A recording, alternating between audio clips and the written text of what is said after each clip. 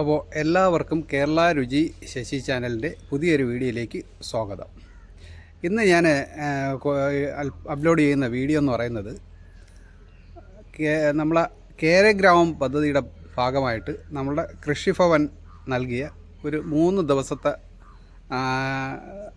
Class ഉണ്ടായിരുന്നു. അപ്പോൾ ആ ക്ലാസ്സിൻ്റെ ഭാഗങ്ങൾ ഉൾപ്പെടുത്തിയിട്ടുള്ള വീഡിയോകളാണ് ഞാൻ അപ്ലോഡ് ചെയ്യുന്നത്. കേരഗ്രാമം പദ്ധതിയുടെ ഭാഗമായിട്ട് കൃഷിഭവന് 3 ദിവസം നമുക്ക് RITTCയിൽ വെച്ച് നമുക്ക് തന്ന ക്ലാസ്സിൽ എനിക്കും അതിൻ്റെ ഒരു ഭാഗമാവാൻ കഴിഞ്ഞു. അപ്പോൾ അത് ഞാൻ മറ്റുള്ളവർക്ക് കൂടി പകർന്നു നൽകണമെന്ന ഒരു ഉദ്ദേശത്തിൽ ആണ് ഈ വീഡിയോ ചെയ്യുന്നത്. കാര്യം ഇത് ചുരുക്കം ചിലർക്ക് മാത്രമാണ് നമുക്ക് ഈ ക്ലാസ്സുകൾ കിട്ടുന്നത്. 30 മെമ്പേഴ്സാണ് നമ്മൾ ഈ കുറേ കൃഷിഭവനിൽ നിന്നുണ്ടായിരുന്നത്. ഒരു കൃഷിഭവൻ്റെ നിന്ന് 2 പേര് വെച്ചൊക്കെ ആയിരുന്നു ഉണ്ടായിരുന്നത്. അപ്പോൾ അങ്ങനെ ഉള്ള ഒരു ക്ലാസ്സിൻ്റെ ഭാഗങ്ങളാണ് ഞാൻ ഇതിലേക്ക് അപ്ലോഡ് ചെയ്യുന്നത്. പ്രഗത്ഭരായ നമ്മളെ കൃഷി മേഖലയിലുള്ള കൃഷി ഓഫീസേഴ്സും അതിൻ്റെ സയൻറ്റിഫിക് ആയവരും ഒക്കെയാണ് നമുക്ക് ഈ ക്ലാസ്സുകൾ നയിച്ചത്. പ്രാക്ടിക്കൽ ക്ലാസ്സുകളും ഉണ്ടായിരുന്നു. അപ്പോൾ ഇതിൽ എന്ന് പറയുന്നത് നമ്മളെ വിത്ത് തേങ്ങ തിരഞ്ഞെടുക്കുന്നത് മുതൽ നടുന്ന രീതികൾ, കുഴിയെടുക്കുന്ന അളവ്, തെങ്ങിൻ്റെ അകലം, അങ്ങനെ തുടങ്ങി ഇതിൻ്റെ കീടനിയന്ത്രണം, മറ്റ് അതിൻ്റെ രാസവള പ്രയോഗങ്ങളും ജൈവ വളപ്രയോഗങ്ങളും കീടനാശിനി പ്രയോഗങ്ങളും രാസകീടനാശിനിയും ജൈവ കീടനാശിനികളും ഉപയോഗിക്കുന്ന രീതികളും ഒക്കെ എല്ലാം ഇതിൽ പ്രതിപാദിക്കുന്നുണ്ട്. ഇതിൽ കുറച്ച് പ്രാക്ടിക്കൽ ക്ലാസ്സും ഉണ്ടായിരുന്നു. എന്ന് പറഞ്ഞാൽ മൂല്യവർദ്ധിത ഉൽപ്പന്നങ്ങളുടെ നിർമ്മാണവും അതിൻ്റെ വിപണനവും ഒക്കെ ഉൾപ്പെടുത്തിക്കൊണ്ടിട്ടുണ്ടായിരുന്ന ഒരു പ്രാക്ടിക്കൽ ക്ലാസ്സും ഒക്കെ ഉണ്ടായിരുന്നു. അതിൻ്റെ വീഡിയോകളും ഒക്കെ ഇതിൽ ഉൾപ്പെടുത്തുന്നുണ്ട്. അപ്പോൾ ഇതെന്ന് പറയുന്നത് ഒത്തിരി ലോങ് ആണിത്. 1 മണിക്കൂറിന് പുറത്ത് ഉള്ള വീഡിയോ ആണ്. അപ്പോൾ ഇതിൽ വീഡിയോയുടെ ഇതെന്ന് പറയുന്നത് നിങ്ങൾക്കിതിൽ പിക്ചറൈസ്ഡ് ആയിട്ട് വലിയ ഇതൊന്നും ഇതിലില്ല. നിങ്ങൾക്ക് ഇതിൻ്റെ ക്ലാസ് ശ്രവിച്ച് അത് മനസ്സിലാക്കി മുന്നോട്ട് പോകാനാണ് ഞാൻ ഇത് അപ്ലോഡ് ചെയ്യുന്നത്. ഇത് വളരെ ഉപയോഗപ്രദമായ ക്ലാസ്സുകളാണ്. തെങ്ങിനെ സംബന്ധിച്ചുള്ള എല്ലാ നല്ല കാര്യവും നല്ല വശങ്ങളും ഇതിൽ ഉൾപ്പെടുന്നുണ്ട്. അപ്പോൾ അതുകൊണ്ട് എല്ലാവരും ഈ ക്ലാസ്സിൻ്റെ ഈ വീഡിയോ കേൾക്കണം, കേട്ട് അത് മനസ്സിലാക്കണം. അപ്പോൾ നിങ്ങളിപ്പോൾ എന്തെങ്കിലും ജോലി ചെയ്യുന്ന കൂട്ടത്തിലൊക്കെ നിങ്ങൾക്കിത് എവിടെയെങ്കിലും ഓൺ ചെയ്ത് വെച്ചാൽ നിങ്ങളെ ജോലിയും നടക്കും, ഇത് കേൾക്കുകയും ചെയ്യാം. കാരണം അതല്ല, നിങ്ങളിപ്പം യാത്രയിലൊക്കെ ആണെന്നുണ്ടെങ്കിൽ ഹെഡ്ഫോണൊക്കെ വെച്ച് നിങ്ങൾക്കിത് ശ്രവിച്ച് നിങ്ങൾക്കത് മനസ്സിലാക്കാൻ കഴിയും. അപ്പോൾ അങ്ങനെ ഉള്ള ഒരു രീതിയാണ് ഞാൻ ഇതിൽ നിങ്ങൾക്ക് ഉദ്ദേശിക്കുന്നത്. അപ്പോൾ അതുകൊണ്ട് എല്ലാവരും ഇത് കേൾക്കുക, കേട്ട് മനസ്സിലാക്കുക, എന്നിട്ട് നല്ല രീതിക്ക് തെങ്ങ് കൃഷി ചെയ്യണം എന്നാണ് എൻ്റെ അഭിപ്രായം. തെങ്ങിൻ്റെ ഈ ചെല്ലിയുടെയൊക്കെ നിയന്ത്രണം എന്ന് പറയുന്നത് നമ്മൾ ഒരാൾ വിചാരിച്ചാൽ നടക്കുന്ന കാര്യമല്ല. തൊട്ട അയൽവക്കക്കാരും എല്ലാവരും സംയുക്തമായിട്ടിത് അതിന് തുനിഞ്ഞിറങ്ങിയെങ്കിൽ മാത്രമേ നമുക്കതിനെ ചെറുത്ത് നമ്മളുടെ ഈ തെങ്ങ് കൃഷി നമുക്ക് വൻ വിജയമാക്കിയെടുക്കാൻ പറ്റത്തുള്ളൂ. അപ്പോൾ അതുകൊണ്ട് എല്ലാവരും ഇത് നന്നായിട്ട് ശ്രമിച്ച് വേണ്ടുന്നത് രീതിയിൽ കൃഷി ചെയ്യാൻ ശ്രമിക്കുക.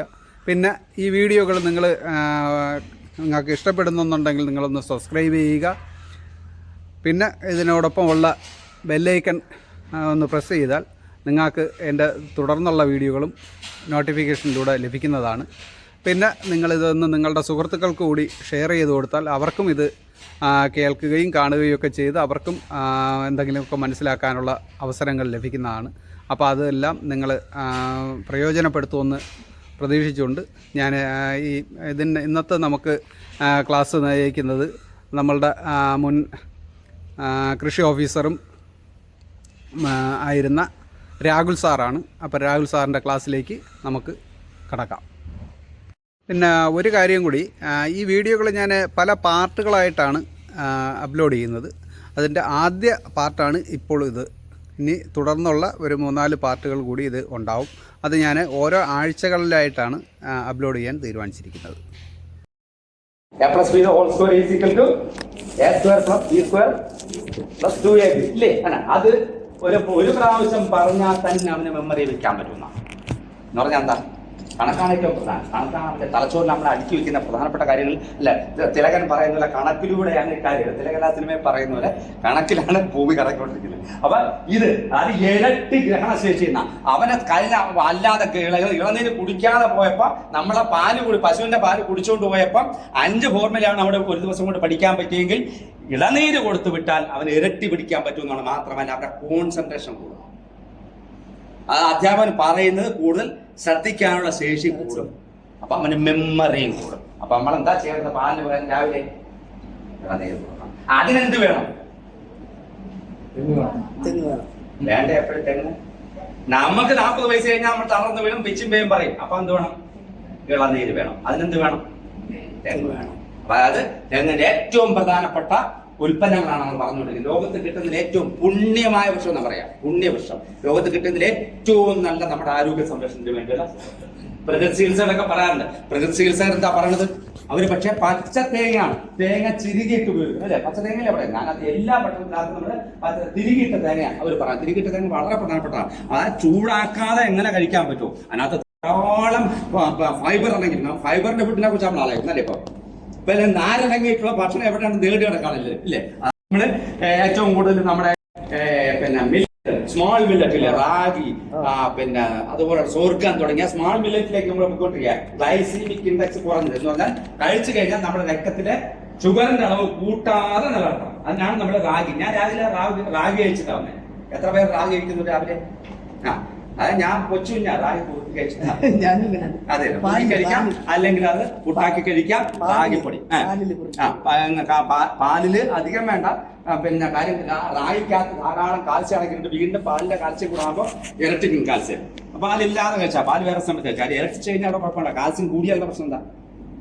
കാൽസ്യം നല്ലതാണ്, നമുക്ക് ഇഷ്ടം പോലെ കാൽസ്യം ആവശ്യമുണ്ട്. പക്ഷെ കാൽസ്യം കൂടിയാൽ തോറ്റും. ഒരു പ്രായം കഴിഞ്ഞാൽ കാൽസ്യം കൂടിയാൽ അത് കിഡ്നി സ്റ്റോൺ ഉണ്ടാക്കും. അപ്പൊ അധികം കാൽസ്യം കഴിക്കാനും പാടില്ല. പക്ഷെ റാഗിക്കകത്ത് ധാരാളം പാലിന് തുല്യമായ അളവിൽ തന്നെ റാഗിക്കകത്ത് കാൽസ്യം അടങ്ങിയിട്ടുണ്ട്. അല്ലെങ്കിൽ കഴിക്കാൻ കുഴപ്പമൊന്നുമില്ല. അപ്പൊ ഞാൻ കുറച്ച് ഇനങ്ങളാണ് പറഞ്ഞത്. ഇഷ്ടം പോലെ ഇനങ്ങളുണ്ട്. ഓർക്കേണ്ട ഒരു കാര്യം, ഇളനീരിന് വേണ്ടി നിങ്ങൾ ഒരു തോട്ടം ആരംഭിക്കുന്നെങ്കിൽ അതൊരു വ്യവസായ ആരംഭിക്കാം. അകലമെല്ലാം ഇത് തന്നെ. നമുക്ക് ഏറ്റവും നല്ലത് എന്ന് പറയുന്ന നമ്മുടെ ഡ്വാർഫ് ഇനങ്ങളാണ് ഏറ്റവും നല്ലത്. അതെല്ലാം ഇനങ്ങളുടെ പേരാണ്. ഇനങ്ങളുടെ പേരൊക്കെ കുറച്ചൊക്കെ എവിടെയെങ്കിലും നോക്കി പഠിക്കുക. അല്ലെങ്കിൽ ഇതെല്ലാം ഒരുപാട് പുതിയ ഇനങ്ങൾ വന്നിട്ടുണ്ട്.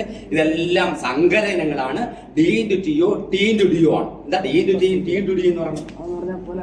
D-T എന്ന് പറഞ്ഞാൽ പൊക്കം കുറഞ്ഞ പുള്ളൻ ഇനങ്ങളെ അമ്മയായിട്ട് ഉപയോഗിക്കും. D-T. ഇത് കഴിഞ്ഞ് ഇപ്പോഴത്തെ തെങ്ങിന്റെ പരിശീലനം കഴിഞ്ഞു പോയിട്ട് D-T എന്ന് പറഞ്ഞാൽ എന്താണെന്ന് പറയാതിരിക്കുക. D-T എന്ന് പറഞ്ഞാൽ ആദ്യം എഴുതിയിരിക്കുന്നത് അമ്മയ്ക്കാണ് പ്രാധാന്യം, അച്ഛനൊന്നുമല്ല. അമ്മയ്ക്കാണ് പ്രാധാന്യം. ഇതാണ് മദർ, ഇത് അമ്മയാണ്. ഇത് അമ്മ, ഇത് അച്ഛൻ. ദ്വാർഫ് എന്ന് പറഞ്ഞാൽ പൊക്കം കുറഞ്ഞ തെങ്ങിനെ അമ്മയായിട്ടും. അപ്പൊ എവിടെയാണോ ഒരു പൊക്കം കുറഞ്ഞ തെങ്ങിനെ നമ്മൾ നടക്കും. ആ നട്ടിട്ട് പൊക്കം കൂടിയ തെങ്ങിൽ നിന്ന് പൂമ്പൊടി എടുത്തുകൊണ്ട് വന്ന് ഈ പൊക്കം കുറഞ്ഞ തെങ്ങിലെ കൊലയിൽ പരാഗണം നടത്തും. അങ്ങനെ ഉണ്ടാകുന്ന അതാ അച്ഛൻ എവിടെ നിന്നെങ്കിലുള്ള ഒരു അച്ഛനെയാണ് നമ്മുടെ അച്ഛന്റെ പൂമ്പൊടി മാത്രം എടുത്തുകൊണ്ട് വരും. ആൺപൂക്കൾ മാത്രം എടുത്ത് പൂമ്പൊടി എടുത്തുകൊണ്ട് വരും. പൊക്കം കുറഞ്ഞ അമ്മയുടെ കൊലയിലേക്ക് പരാഗണം നടത്തും. വേറെ ആരും അവിടെ അടുപ്പിക്കത്തില്ല. അതിനെ പൊതിഞ്ഞു വെച്ചിരുന്ന് ആണുങ്ങളെല്ലാം കട്ടി കളയും. ആ കൊലയിലുള്ള ആൺപൂക്കളും പെൺപൂക്കളും ഏതൊക്കെയാ? എങ്കില് ആൺപൂക്കൾ എന്ന് പറഞ്ഞു കഴിഞ്ഞാൽ മുകളിലുള്ള കുഞ്ഞന്മാർ. അത് കൊഴിഞ്ഞു പോകാണ്ടിട്ടില്ലേ? നമ്മുടെ വലിയ തെങ്ങുകളിലെല്ലാം അതെല്ലാം കൊഴിഞ്ഞു പോയിട്ടാണ് വെള്ളയ്ക്ക എന്ന് പറയുന്നത്. അതിന്റെ അടിയിലിരിക്കുന്ന വെള്ളയ്ക്കാണ് പെൺപൂക്കൾ. ആദ്യത്തെ 2 ആഴ്ച കൊണ്ട് കൊല വിരിഞ്ഞു കഴിഞ്ഞാൽ ആ ആൺപൂക്കളെല്ലാം കൊഴിഞ്ഞു പോകും. വലിയ തെങ്ങുകളുടെ അറിയാൻ പറഞ്ഞ. എന്നിട്ട് എന്ത് ചെയ്യും? ഒഴിഞ്ഞു പോയതിനു ശേഷം വെള്ളയ്ക്ക വിരിയുന്ന ആരെങ്കിലും കണ്ടോ? പൂ വിരിയുന്ന ആരെങ്കിലും കണ്ടോ? ഇതൊക്കെ നോക്കണം. ആ വെള്ളക്കയുടെ അറ്റം ഭാഗത്ത് ഒരു ചെറിയ അതായത് വെള്ളത്തിന്റെ അതിന്റെ മോളിന് എതിർവശം ഇതാണ് വെള്ളക്കയെങ്കിൽ, ഇതിപ്പോ ഇവിടെയാണ് വെള്ളക്കയെങ്കിൽ ഈ ഭാഗത്ത് ഒരു ചെറുതായിട്ട് ഇങ്ങനെ ഒന്ന് വിടർന്നു വരും. അങ്ങനെയൊക്കെ നോക്കണം. അതിങ്ങനെ വിടർന്നിരിക്കുക. അതിനകത്ത് ഇതളുകൾ പോലെ വിടർന്നിരിക്കും. അതാണ് പൂ വിരിയാൻ. ആ പൂ വിരിയുന്ന സമയത്ത് അവിടെ ഒരു തുള്ളി തേനുണ്ടാവും. ആ തേൻ കുടിക്കാൻ വേണ്ടി ആര് വരും? തേനീച്ച. അപ്പൊ തെങ്ങിന്റെ പച്ചിങ്ങ ഒഴിയാതിരിക്കണമെങ്കിൽ നമ്മൾ എന്ത് വേണം? നമ്മളെ തോട്ടത്തിൽ അയലോക്കത്തൊരു തേനീച്ച കൃഷിക്കാരൻ, അവൻ പറയും അവനകത്ത് പിന്നെ ഒരു 2 തേനീച്ചപ്പെട്ടി കൊണ്ട് അവിടെ വെച്ചോട്ടെ, വേറെ പണിയുണ്ട്, എന്നാ തേനീച്ച പുത്തും അതൊന്നും പറ്റില്ല, ഇവിടെ ഒന്നും പറ്റില്ല. ഒരു പക്ഷെ നീ വെച്ചോ, 2 കുപ്പി തേൻ എനിക്ക് തരണം പറയും. എന്താ ചെയ്യേണ്ടത്? നീ 1 കുപ്പി തേനും തരണ്ട, എന്റെ തെങ്ങിൻ തോപ്പിലേക്ക് നീ എന്ത് ചെയ്യണം? ഈ തേനീച്ചപ്പെട്ടി കൊണ്ട് വെക്കാൻ പറയണം. എന്തുകൊണ്ട്? തെങ്ങിൽ പരാഗണം നടത്തുന്ന പൂർണ്ണമായും തേനീച്ചയാണ്. തേനീച്ച എപ്പ കുറയുന്നു, നമ്മുടെ തോട്ടത്തിലേക്ക് തേനീച്ച എപ്പ വരാതിരിക്കുന്നു, അപ്പൊ പരാഗണം നടക്കില്ല. പരാഗണം നടക്കാതിരുന്നാൽ ആ പച്ചിങ്ങ ഒഴിഞ്ഞു പോകും. അങ്ങനെ തെങ്ങിൻ തോപ്പിൽ തേങ്ങ ഒഴിയാതിരിക്കുന്നതിന് ആദ്യമായി നമ്മൾ പറയുന്നത് തേനീച്ച വളർത്താന്നുള്ളതാണ്. തേനീച്ച പരാഗണം നടത്തും. തേനീച്ചയാണ് പരാഗണം നടത്തുന്നത് വേറൊരു തെങ്ങിൽ നിന്ന്. അതാണ് നമ്മുടെ വീട്ടിൽ ഒരു നല്ല തെങ്ങുണ്ട്. നമ്മുടെ വീട്ടിൽ നല്ല തെങ്ങ്, ചാപ്പണമെന്നല്ല, ഇത് വേറെ എന്തെങ്കിലും പേരുള്ളൂ. വലിയ തെങ്ങുണ്ട്, ഇഷ്ടം പോലെ കായ്ക്കുന്ന തെങ്ങാണ്. അതിന്റെ തേങ്ങ ഞാൻ എടുത്ത് നട്ട് സാറേ, വളർന്നു വന്നപ്പോ അതൊന്നും ഒന്നിനും കൊള്ളത്തില്ല. അതിങ്ങനെ പിടിക്കുന്നുമില്ല, വലുതാവുന്നില്ല, ഒന്നും ചെയ്തില്ല. എന്താ പ്രശ്നം? എന്താ അവിടുത്തെ പ്രശ്നം? നമ്മളെ തെങ്ങ് അമ്മ തെങ്ങായിട്ടാണ് നമ്മളെ കണക്ക്. അതുകൊണ്ടാണ് അമ്മ തെങ്ങായതുകൊണ്ടാണ് അങ്ങനത്തെ തേങ്ങ നമ്മൾ എടുത്തത്. തന്ത ആരാ?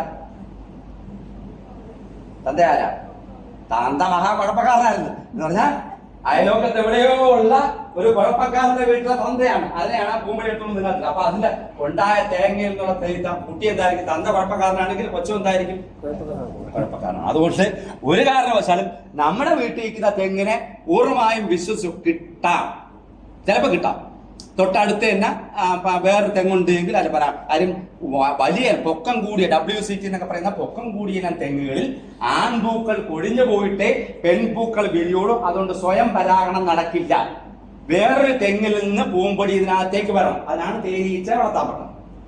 വേറൊരു തെങ്ങിൽ നിന്ന് പൂമ്പൊടി ഇതിനകത്തേക്ക് വന്നാലേ നടക്കുള്ളൂ. അതുകൊണ്ട് തന്നെ തന്ത കുഴപ്പക്കാരനാണെങ്കിൽ മക്കളും കുഴപ്പക്കാരനായിരിക്കും. അപ്പൊ ഒരു കുഴപ്പം അങ്ങനെ ആണ്ട് നമ്മളെ വിശ്വസിച്ചാൽ പറ്റില്ല. അതാണ് കേട്ടുള്ളത്. ചിലപ്പോൾ കിട്ടിയേക്കാം, അത് യാദൃശ്യമാണ്. അത് ഭാഗ്യം ഉണ്ടെങ്കിൽ നമുക്ക് കിട്ടിയേക്കാം നല്ലത്. അതുകൊണ്ട് നമ്മുടെ വീട്ടിൽ നിൽക്കുന്ന തെങ്ങിനെ എടുക്കരുത് എന്ന്, തെങ്ങിന്റെ തേങ്ങ എടുത്ത് നട്ട് ഗുണം ഉണ്ടാവില്ല എന്ന് പറയുന്നത് ഒരു കാര്യം അറിഞ്ഞാൽ അത് നമുക്ക് ഗുണമുള്ളതായിരിക്കും. അപ്പൊ എന്ത് ചെയ്യുന്നു? ഇത് വിരിയിൽ ഇതിനകത്ത് പരാഗണം നടത്തുന്ന തേനീച്ച. പക്ഷേ ദ്വാർഫിനം തെങ്ങുകളുടെ പ്രത്യേകത, ദ്വാർഫിനം പൊക്കം കുറഞ്ഞ ഇനം തെങ്ങുകളിൽ സ്വയം പരാഗണം നടക്കാം. CDO Chavakkad orange dwarf, COD Chavakkad orange dwarf. പിന്നെ ഈ ഇനം തെങ്ങുകളിൽ സ്വയം പരാഗണം നടക്കും. ഇതിന്റെ ആൺപൂക്കളും പെൺപൂക്കളും തമ്മിൽ ഒരേ സമയത്ത് വിരിയുമ്പോൾ തൊട്ട് മുകളിലിരിക്കുന്ന ഉറുമ്പോ എന്തെങ്കിലോ അല്ലെങ്കിൽ തേനീച്ച തന്നെയോ ഒരെണ്ണത്തിൽ തന്നെ പരാഗണം നടത്തും. അതുകൊണ്ട് മിക്കവാറും 90% ദ്വാർഫിനങ്ങളുടെ തേങ്ങ നട്ടാൽ എന്തുണ്ടാവും? ഡ്വാർഫ് തന്നെ ഉണ്ടാവും. ഓറഞ്ച് ഡ്വാർഫ് ഒന്നുമില്ല. നമ്മുടെ ഗൗരി ഗാത്രത്തിന്റെ നമ്മുടെ പഴയ ചാപ്പാണെന്നുള്ള 18-ാം പട്ട എന്ന് പറയുന്നത് ഇടയ്ക്കൊക്കെ ഒരുപാട് ഗുണമുണ്ട് കേട്ടോ. ഒരുപാട് ഗുണമുണ്ട്. അതിനെക്കുറിച്ച് കായംകുളം റിസർച്ച് സ്റ്റേഷൻ എല്ലാ പരിപാടിയും നടക്കുന്നത്, എല്ലാ റിസർച്ചും നടക്കുന്നത് നമ്മുടെ ചാപ്പാണ്. അറിയാലോ, 18-ാം പട്ട അറിയാലോ. ചാപ്പാണ് ഭയങ്കര പൊക്കുമ്പോഴും കായ്ക്കുന്നത്. അത് ഈ ഡ്വാർഫ് ഇനങ്ങളെല്ലാം തന്നെ ഏകദേശം 4 മുതൽ 4.5 വർഷത്തിൽ കായ്ക്കും. പ്രൈവറ്റ് കമ്പനിക്കാരൻ പറയുന്ന പോലെ കൊണ്ടുവച്ചാൽ നാളെ കായ്ക്കൊന്നുമില്ല, കൊലയ്ക്കൊന്നുമില്ല. ഇതെല്ലാം അവിടെ 2 വർഷം കഴിഞ്ഞിട്ടാണ് തരുന്നതെങ്കിൽ 2 വർഷം കഴിയുമ്പോൾ കായ്ക്കും. അവിടെ നഴ്സറിയിൽ നമുക്ക് 1 വർഷം കഴിഞ്ഞ തൈയാണ് നമുക്ക് കിട്ടുന്നത്. 1 വർഷം കഴിഞ്ഞ് കൊണ്ട് തൈയാണെന്ന് നടന്നെങ്കിൽ ഒരു 3.5 മുതൽ 4 വർഷം, 4 വർഷമെങ്കിലും മിനിമം എടുത്തേ കായ്ക്കൂടൂ. ആ 4 വർഷത്തിൽ ഇതെല്ലാം കായ്ക്കും. പക്ഷേ പൊക്കം കൂടിയ ഇനം തെങ്ങുകളിൽ 6 മുതൽ 7 വർഷം എടുക്കും. 5, 6, 7 വർഷം എടുക്കും. എന്നാൽ ഇതിന്റെ മിഡിലുള്ള സാധനമാണ് D/T എന്ന് പറയുന്നത്. D/T അല്ല എങ്കിൽ T/D. അപ്പൊ T/D എന്ന് പറഞ്ഞാൽ എന്താ? T/D എന്ന് പറഞ്ഞാൽ എന്താ? ഇതില് അമ്മ എന്ന് പറഞ്ഞ പൊക്കമുള്ളതും അച്ഛൻ എന്ന് പറഞ്ഞ ഡ്വാർഫാണ്. അപ്പൊ എന്ത് ചെയ്യുന്നു? പൊക്കം കൂടിയ തെങ്ങിലേക്ക് പൊക്കം കുറഞ്ഞ തെങ്ങിലെ ആൺപൂക്കളുടെ പരാഗണം എടുത്തുകൊണ്ട് പോയി ആ പൊക്കം കൂടി തെങ്ങിനെ നേരത്തേക്ക് ഇമാസ്കുലേറ്റ് ചെയ്യും. അത് ആൺപൂക്കളെല്ലാം കട്ട് ചെയ്ത് കളഞ്ഞൊരു കോബറിനകത്ത് ആക്കി നിർത്തി അതിലേക്ക് കൊണ്ടുവന്ന് പരാഗണം നടത്തി എടുക്കുന്നതാണ് T/D. ആദ്യകാലങ്ങളിൽ ഉണ്ടായിരുന്ന എന്താ? T/D ആണ്. ഇപ്പോഴാണ് D/T വന്നു തുടങ്ങി. ഇതിനേക്കാൾ കുറച്ചുകൂടി ഗുണമുണ്ട്. നമ്മുടെ കേരളത്തിലെ റൂട്ട് വിറ്റ് എന്ന് പറയുന്ന കാറ്റ് വീഴ്ച എന്ന് പറയുന്ന തെങ്ങ് വലിയ പൊക്കമുള്ള തെങ്ങല്ലേ? ഏത്? T/D അല്ല, മീഡിയം സൈസ് ആണ്. ഇതെല്ലാം മീഡിയം ആണ്. പൊക്കമുള്ള WCT നമ്മുടെ നെടിയ നേന്ത്രം, പൊക്കം കുറഞ്ഞത് ഡ്വാർഫ്. ഇതിന്റെ രണ്ടിനെയും കൂടെ ഇടയിൽ വരുന്ന ടൈപ്പാണ് ഈ സങ്കര ഇനങ്ങളെല്ലാം. അധികം പൊങ്ങത്തുമില്ല, എന്നാൽ 4-4.5 വർഷമാകുമ്പോൾ കായ്ക്കും. വലിയ തേങ്ങ ഉണ്ടാവും, വലിയ തേങ്ങ ഉണ്ടാവുന്ന തെങ്ങുകളെല്ലാം തന്നെ വലിയ ഹൈറ്റ് ഉള്ളതായിരിക്കും, വലിയ ഹൈറ്റ് ഉള്ളതും ആരോഗ്യമുള്ളതായിരിക്കും. അപ്പൊ നമ്മൾ കൂടുതലും ഇപ്പൊ സങ്കര ഇനം തെങ്ങുകളിലേക്കാണ് നോക്കുന്നത്. ഈ സങ്കര ഇനം തെങ്ങുകൾ നമ്മുടെ കേരളത്തിലെ കാലാവസ്ഥയ്ക്കും മണ്ണിനും യോജിച്ചതായിരിക്കും. മാത്രമല്ല നമ്മുടെ ഏറ്റവും വലിയ പ്രശ്നം കാറ്റ് വീഴ്ച എന്ന് പറയുന്ന അസുഖമാണ്. അറിയാലോ, അതിപ്പോ കുറഞ്ഞു വന്നിട്ടുണ്ട്. തീരപ്രദേശങ്ങളിൽ ഇപ്പോഴും നിങ്ങൾക്കറിയാം, ഹൈവേക്കിലൂടെ നാഷണൽ ഹൈവേയുടെ കൂടെ സഞ്ചരിക്കുമ്പോൾ അവിടേക്ക് തെങ്ങൾ കണ്ടില്ലേ, ഇലയെല്ലാം ഇങ്ങനെ ചുരുണ്ട് മഞ്ഞളിച്ചു തുടങ്ങിയ കാറ്റ് വീഴ്ച. ഈ കാറ്റ് വീഴ്ചയ്ക്ക് പ്രതിരോധ ശേഷി D/T എന്ന് പറയുന്നത് ഡ്വാർഫ് ഇനങ്ങളിൽ താമസം ഈ D/T എന്ന് പറയുന്നത് പ്രതിരോധ ശേഷി വളരെ കൂടുതലാണ്. അതുകൊണ്ട് നമ്മൾ D/Tയിലേക്കാണ് നമ്മളിപ്പോൾ ഏറ്റവും കൂടുതൽ എവിടെ ഞങ്ങൾ D/T തെങ്ങിനെ കൃഷിഭവനിൽ D/T തെങ്ങോ കൃഷിഭവനിൽ കൊണ്ടുവരികയാണെങ്കിൽ വില കൂടുതലായിരിക്കും, അത് തന്നെ വാങ്ങുക. പിന്നെ നമ്മൾക്ക് കൂടുതൽ പ്രതിരോധ ശേഷിയും കൂടുതൽ നാൾ നിൽക്കുകയും ചെയ്യണം എന്നുണ്ടെങ്കിൽ WCT നടാം. നല്ല WCT സെലക്ഷൻ, WCTയുടെ സെലക്ഷൻ ആണ്. വെള്ളാനിലുള്ള അല്ല കോമാടൻ എന്നൊക്കെ പറയുന്നത് WCTയുടെ സെലക്ഷനാണ്. പൊക്കം കൂടി തെങ്ങാണ്, ഭയങ്കര ആരോഗ്യം കൊണ്ട്, ഓലയെല്ലാം ഭയങ്കര വലിപ്പമുണ്ട്, നല്ല തേങ്ങ കിട്ടും. ശരാശരി പക്ഷേ 80 മുതൽ 100 തേങ്ങ ഒരു വർഷം കിട്ടും. അത്ര നല്ല തെങ്ങുകളാണ്. പക്ഷെ അത് കൊലയ്ക്കാൻ എത്ര സമയം എടുക്കും? 6 മുതൽ 7 വർഷം വരെ, ചിലപ്പോൾ 8 വർഷം വരെ ആകും. നല്ല വെയിലത്താണ് നിൽക്കുന്നതെങ്കിൽ 5.5-6 വർഷം. നമ്മളിപ്പോ കൊണ്ടുവന്ന് നടന്ന എവിടെയാ? നാളേക്കാവ് ഞാൻ ഇരിക്കുമ്പോ സാറേ കാറ് തെങ്ങിന്റെ D/T എന്നൊക്കെ പറഞ്ഞ് കൊണ്ട് വെച്ചിട്ടുണ്ട്. ഒരാളൊന്ന് പറഞ്ഞ കൊണ്ട് വെച്ചിട്ടുണ്ട്. ഞാൻ പിന്നെ ഇത് വരെ അത് കാച്ചിട്ടില്ല, അതിന്റെ തല ഇങ്ങനെ ഇരിക്കുന്നു, ഒരു തേങ്ങ ഇരിക്കുന്നു. ഞാൻ പറഞ്ഞു പോയി നോക്കാം, നമുക്കൊന്ന് പോയി നോക്കാം. പോയി നോക്കിയപ്പോഴാണ് തേങ്ങ അവിടെ കൊണ്ടെത്തിക്കുന്നത്. കളിക്കാൻ സ്ഥലം അറിയാലോ, ആകെ എല്ലാവർക്കും 3 സെന്റ് 5 സെന്റ് ഒക്കെയാണ് ഉള്ളത്. അവിടെ പ്ലാവുണ്ട്, പേരയുണ്ട്, പിന്നെ സപ്പോർട്ടുണ്ട്, അതുകൊണ്ട് ഇതുകൊണ്ട് കംപ്ലീറ്റ് അതിന്റെ ഇടയിൽ കൊണ്ട് തെങ്ങ് വെച്ചിരിക്കുന്നു. അതിന്റെ മണ്ട ഇങ്ങനെ കഴിഞ്ഞിരിക്കുന്നു. എവിടെ കായ്ക്കാൻ? തെങ്ങ് നല്ല സ്വതന്ത്രമായിരിക്കണം, തെങ്ങായിരിക്കണം മെയിൻ. അതിന്റെ ഇടയിൽ വേണമെങ്കിൽ അതൊരു വളർന്ന ശേഷം ഇടവിടെ കൃഷി ചെയ്യാം. പക്ഷെ തെങ്ങ് മെയിൻ ആണ്. നല്ല സൂര്യപ്രകാശത്തിലേ നിൽക്കുള്ളൂ. ഒരു തണലുള്ള സ്ഥലത്ത് തെങ്ങ് നിൽക്കില്ല. അവൻ അത്രയ്ക്കാണ് അവന്റെ ഗുണം. അവൻ അത് അങ്ങനെ നിൽക്കുള്ളൂ. അപ്പൊ അതിനെ സ്വതന്ത്രമായി നിർത്തണം. അത് ഒരു തണലിലും കൊണ്ടുവച്ച് കഴിഞ്ഞാൽ അതിന് കായൊന്നും പിടിക്കത്തില്ല. 80 തേങ്ങ സ്ഥാനത്ത് കൗമാടനാണെങ്കിലും കൊണ്ടുവയ്ക്കുന്നെങ്കിൽ ഒരു വർഷം 80 തേങ്ങ കിട്ടാൻ 100, 120, 180 വരെ തേങ്ങ കിട്ടും. ആ തേങ്ങത്തെ 10 തേങ്ങ പോലും കിട്ടില്ല. ഒരു സ്ലാബിന്റെ അടിയിലാണ് കൊണ്ടുവയ്ക്കുന്നത്. അതായത് ഷെയ്ഡ്, ചോല ഇതിന് സഹിക്കാൻ പറ്റില്ല. തന്നെ ഈ തെങ്ങിന്റെ ഏറ്റവും വലിയ പ്രശ്നമാണ്, അതിന് ചോല സഹിക്കാനേ പറ്റില്ല. അതുകൊണ്ടാണ് അതിന്റെ ഓലകൾ തമ്മിൽ പോലും കൂട്ടിമുട്ടരുത്. അതുകൊണ്ടാണ് 1.5 മീറ്റർ തന്നെ കൃത്യമായ അകലം പാലിക്കുന്നത്. ഓലകൾ തമ്മിൽ കൂട്ടിമുട്ടിയാൽ പോലും അതിന്റെ ഉത്പാദനം കുറഞ്ഞു പോകും. തെങ്ങിൽ ഒരു വർഷം എത്ര ഓല ഉണ്ടാവും? എത്ര ഓല ഉണ്ടാവും? ഒരു തെങ്ങിൽ ഒരു വർഷം എത്ര ഓല ഉണ്ടാവും? അത്രയെങ്കിലും പറഞ്ഞല്ലോ, അതിന് ഷേക്കാനുണ്ട്. അതിന് ഒരു തെങ്ങിൽ ഒരു വർഷം 12 ഓല ഉണ്ടാവും. അതിന് നമ്മൾ നല്ല പരിചരണം കൊടുത്താൽ അത് 13, 14 മാറ്റാൻ പറ്റാം. 12 ഓല ഉണ്ടായാൽ അപ്പൊ എത്ര കൊല വരണം? 12 ഓലയുണ്ട്, അപ്പൊ എത്ര കൊല കിട്ടണം? എത്ര പൂമ്പോലും? ആരാ പറഞ്ഞ 12? ഓരോ ഇലയിലും ഓരോ. അതായത് തെങ്ങിനെ സൃഷ്ടിച്ചിരിക്കുന്ന അങ്ങനെയാ. ഒരു ഇല വന്നാൽ അല്ലെങ്കിൽ ഒരു ഓല വന്നാൽ ഒരു കൊലയും ഉണ്ടാവണം. 12 ഓല ഒരു മാസം ഒരു ഓലയാ വരിക. ഒരു മാസം ഒരു ഓല. അപ്പൊ 12. അതൊക്കെ നമ്മൾ ഇത്ര നമ്മുടെ വീട്ടിന്റെ അംഗമാണ്. അതിന് എത്ര ദിവസത്തിലാണ് ഒരു ഓല വരുന്നത് നമുക്കറിയാം. നമ്മുടെ വീട്ടിലെ അംഗമായിരുന്നു അല്ലേ? പിന്നെ അപ്പം അവര് തെങ്ങിനോട് സംസാരിക്കാത്ത പറഞ്ഞു. അപ്പൊ 12 ഓല വന്നാൽ 12 കൊല വരണം. എത്ര ആൾക്കാരുടെ വീട്ടിൽ 12 കൊല വരുന്നത്? 12 കൊല വന്നാൽ ആ 12 കൊലയിലും ഒരു 25 മുതൽ 30 തേങ്ങ ഉണ്ടാവണം. അത് കൂടുതൽ മിനിമം ഒരു 15 തേങ്ങ ഉണ്ടാവാം. ഇല്ല. അപ്പൊ പിന്നെ നമ്മൾ ആദ്യത്തെ പറഞ്ഞ ഞാൻ വലിയ തെങ്ങ് കൃഷിക്കാരെന്നൊക്കെ പറഞ്ഞില്ലേ, തമിഴ്നാട്ടിൽ ഉണ്ടാകാറുണ്ട്. അതാണ് അവിടെ നിന്നുള്ള കരിക്കിന്റെ കൊല നിങ്ങൾ നോക്ക്.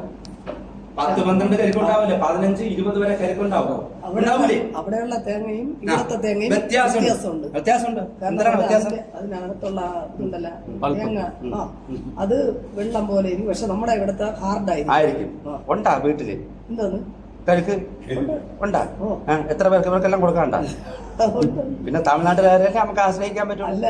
അപ്പൊ അതാണ് പ്രശ്നം. അതായത് അവിടെ നിന്നുള്ള തേങ്ങയ്ക്ക് യാതൊരു ഗുണമില്ല. ഞാൻ പറഞ്ഞു തന്നെ അവിടെ നിന്നുള്ള തേങ്ങയ്ക്ക് യാതൊരു ഗുണമില്ല. കാര്യം കേരളത്തിലെ മണ്ണാണ് തെങ്ങ് കൃഷിക്ക് ഏറ്റവും യോജിച്ചത്. ഇവിടെ നമ്മൾ തെങ്ങ് വെച്ചാൽ അതേ തെങ്ങിനും തന്നെ തമിഴ്നാട്ടിൽ കൊണ്ടുവച്ചാൽ ഇതിന്റെ പകുതി ഗുണം പോലും അതിന്റെ കരിക്കിനോ തേങ്ങയ്ക്കോ ഉണ്ടാകും. ഞാൻ സമയമില്ലാത്തത് കൂടുതൽ വാശി അടിക്കണ്ടെന്ന് പറഞ്ഞിട്ട് ഇങ്ങ് വിട്ടുപോയതാ. എന്തായാലും പറഞ്ഞാൽ നന്നായി, നല്ലതാണ് പറഞ്ഞത്. അതല്ല താരതമ്യപ്പെടണം, കളക്കാം. അപ്പൊ എന്ത് ചെയ്യണം? 12 കൊലയെങ്കിലും മിനിമം ഉണ്ടാകത്തക്കവണ്ണം തെങ്ങിനെ പരിചരിക്കണം. അങ്ങനെ തെങ്ങിനെ പരിചരിക്കണമെങ്കിൽ ഇനങ്ങളെല്ലാം അവിടെ നിൽക്കട്ടെ. ഇത് നമ്മുടെ ചാപ്പാണിന്റെ ഏറ്റവും നല്ല ഇനം ചാപ്പാണ്. എങ്ങനെ ചാപ്പാണ് ഈ പൊക്കം കുറഞ്ഞ ഇനങ്ങൾ എങ്ങനെ തിരിച്ചറിയുമെന്ന് പറയാമോ? ആ തേങ്ങയുടെ അറ്റം ഒന്ന് പിടിച്ചതുപോലെ ഇരിക്കുന്നുണ്ട്. ഒരു തുണിയിൽ സഞ്ചിയിൽ ഇരുന്നിട്ട് അറ്റത്തെ നമ്മളൊന്ന് കൈ കൊണ്ടൊന്ന് മുറുക്കി പിടിച്ചാൽ എങ്ങനെ ഇരിക്കും അതുപോലെ ഇങ്ങനെ മുറിക്കും കേട്ടോ. അതെല്ലാം ഉള്ളൻ ഇനം കണ്ട പ്രത്യേകം മനസ്സിലായില്ലേ? ചുളുങ്ങി അതിന്റെ അഗ്രഭാഗം ചുളുങ്ങിയിരിക്കുന്നുണ്ട്. അതാണ് ദ്വാർഫിനം. നല്ല ക്വാളിറ്റി ഉള്ള ദ്വാർഫിനം തെങ്ങുകളുടെ പ്രത്യേകത. നിങ്ങളുടെ വീട്ടിൽ നിങ്ങൾ നോക്ക്, ദ്വാർഫിനം തെങ്ങുകൾ പ്രത്യേകിച്ചും ചാപ്പാണ്. നമുക്ക് തിരിച്ചറിയാനുള്ള ഏറ്റവും നല്ല മാർഗം അതിന്റെ മധ്യഭാഗം, ഇതിന്റെ ഈ ഒരു മധ്യഭാഗത്ത് ഒരു വെട്ട് പോലെ വന്നിട്ട് ബാക്കിയുള്ള പിടിച്ച് കൂട്ടി യോജിച്ചാണ്. കണ്ടിട്ടാണ് നീ നോക്കണം, ഇതൊക്കെ അറിയണം. നമ്മൾ പറഞ്ഞ വീട്ടിലുള്ള അമ്മാണ്, പക്ഷെ ഇതൊന്നും നമ്മൾ ഇതുവരെ നോക്കിയിട്ടില്ല. ഇതൊക്കെയാണ് തിരിച്ച്. പിന്നെന്താ, ഇതിന് ബോൾ എന്ന് പറയുന്ന ഭാഗം ഉണ്ടാവില്ല. തെങ്ങിന് സാധാരണ WCPക്ക് അല്ലെങ്കിൽ നമ്മുടെ പഴയ തെങ്ങുകൾക്കെല്ലാം അടിഭാഗം ഇങ്ങനെ വണ്ണം കൂടിയിരിക്കും. കണ്ടിട്ടാ അടിഭാഗം? അതുപോലെ അതിനെ ബോൾ എന്താ പറയാ? ബോൾ അടിഭാഗത്തിന് പറയുന്ന ഭാഗം എന്താ? അതിന്റെ മാണം എന്ന് പറയുന്ന പോലെ അതിന്റെ ബോൾ എന്ന് പറയും. ആ ബോള് ഏതിനുണ്ടാവൂല? ഈ പൊക്കം കുറഞ്ഞ ഇനം തെങ്ങുകൾക്ക് ഉണ്ടാവില്ല. അതിങ്ങനെ ഒരു പെൻസിൽ പോലെ തറയിൽ ഇങ്ങനെ പൊങ്ങിയിരിക്കും. തറയിലാണ് ഒരു പെൻസിൽ ഇങ്ങനെ കയറി വരുന്നത്. അതായത് ഒരേ വണ്ണമായിരിക്കും. അതായത് സ്ഥാനത്ത് മറ്റേന് അടിഭാഗം നല്ല വണ്ണം കൂടി. അപ്പൊ ഇനി ഓർത്തിരിക്കുക, പൊക്കം കൂടിയതിനും പൊക്കം കുറഞ്ഞതിനും തമ്മിൽ നമ്മൾ തിരിച്ചറിയുന്ന രണ്ട് മാർഗങ്ങളാണുള്ളത്. ബാക്കി എല്ലാ ക്യാരക്ടറും ഒരുപോലെ ഇരിക്കും. നിറമൊക്കെ നമ്മൾ അങ്ങനെ തിരിച്ചറിയാൻ പറ്റില്ല. ചില ചെന്തങ്ങ് എന്ന് പറയുന്ന സാധനങ്ങളൊക്കെ ഉണ്ട്. ചിലപ്പോൾ നമ്മളെ ഗൗരിഗാത്രം പോലെ തന്നെ ഇരിക്കും, പക്ഷെ അത് ഡ്വാർഫ് അല്ല. അപ്പൊ അത് അറിയണമെങ്കിൽ അതിന്റെ ചുവട് നോക്കണം. ചുവട് വണ്ണം കൂടിയിരുന്നാൽ അത് പൊക്കം കൂടിയ ഇനമാണ്. അതിന് ആരോഗ്യം കൂടുതലുണ്ടായിരിക്കും, ലൈഫ് സ്പാൻ കൂടുതലുണ്ടായിരിക്കും. അതാണ് തെങ്ങിന് 120 വയസ്സെന്നൊക്കെ നമ്മൾ പറയാം. 120 വയസ്സെന്നല്ലേ കുറവാ? ആ ഒരു പുരുഷായുസ്. ഇപ്പൊ പിന്നെ പെണ്ണുങ്ങളുടെ ആയുസാ. പുരുഷന്മാരെല്ലാം പെട്ടെന്ന് അറ്റാക്ക് കൊണ്ടാവും. പെണ്ണുങ്ങൾ 120 വയസ്സ് ജീവിച്ചിരിക്കില്ല. അങ്ങനെ ഞാൻ വെറുതെ പറഞ്ഞത്. അപ്പൊ എന്തായാലും ഒരു പുരുഷായുസ് 120 വയസ്സ് വരെ ജീവിച്ചിരിക്കണം. ഇല്ല, നമ്മളെല്ലാം 120 വയസ്സ് വരെ ജീവിച്ചിരിക്കും. 100 പോകും. ആത്മവിശ്വാസം. ഞാൻ 100 വർഷം ജീവിച്ചിരിക്കും എന്നുള്ള നല്ല നല്ല ഭക്ഷണം കഴിക്കുകയും നല്ലതുപോലെ അധ്വാനിക്കുകയും ചെയ്ത് കഴിഞ്ഞാൽ 100 വയസ്സ് വരെ പോകും. ഒരു പ്രശ്നമില്ല. ആശുപത്രിയിൽ പോയി കിടക്കാതെ 100 വയസ്സ് ആവുമ്പോഴത്തേക്ക് അറ്റാക്ക് ഒന്ന് മരിച്ചോളണം. പിന്നെ കടന്നു പോയി കഴിഞ്ഞാൽ മക്കളെല്ലാം അവിടെ അപ്പൊ എന്ത് ചെയ്യണം? നമ്മുടെ ഒരു തേങ്ങ എടുക്കാൻ നമ്മൾ പോവാണ്. ആ തെങ്ങിന്റെ അതാണ് മദറിന്റെ ഗുണം നമ്മൾ തിരിച്ചറിയണം. നമുക്ക് എന്റെ വീട്ടിലെ തെങ്ങ എവിടെയാണ് അകത്തിരിക്കണേ? കൊലച്ചിരിക്കുന്ന എവിടുന്ന്? എവിടെ ഇരുന്നാണ് കൊലച്ചിരിക്കുന്നത് വെച്ചേ? ബാക്കിയെല്ലാം കുഴിക്ക് അകത്തിരുന്നാണ് കൊലച്ചിരിക്കണം. കണ്ടില്ലേ? അതായത് 18ാം പട്ട എന്ന് പറഞ്ഞാൽ നമ്മുടെ പൊക്കം കുറഞ്ഞ തെങ്ങാണ്. അത് കുഴിയിലകത്ത് തന്നെ കൊലച്ചു. അതാണ് കൊലയ്ക്കും. എപ്പോഴും ഇവിടെ പ്രൈവറ്റ് നഴ്സറിക്കാർ പരസ്യം ചെയ്യുന്ന കുഴിയിലിരുന്ന് കൊലയ്ക്കും എന്ന് പറഞ്ഞാൽ യൂട്യൂബിൽ പരസ്യം അതന്നെ കൊലയ്ക്കും, പ്രശ്നമൊന്നുമില്ല. പക്ഷെ അത് 3.5 വർഷം കഴിഞ്ഞിട്ടേ കൊലച്ചോളൂ. അതിന് തടി വെച്ചു കൊടുക്കില്ലെന്നുള്ളൂ. പെൻസിൽ പോലെ ആയിരിക്കും അത് വളർന്നവരൊന്നും ഉണ്ടാകുക. അതിന്റെ തേങ്ങ ഇങ്ങനെ ഇരിക്കും.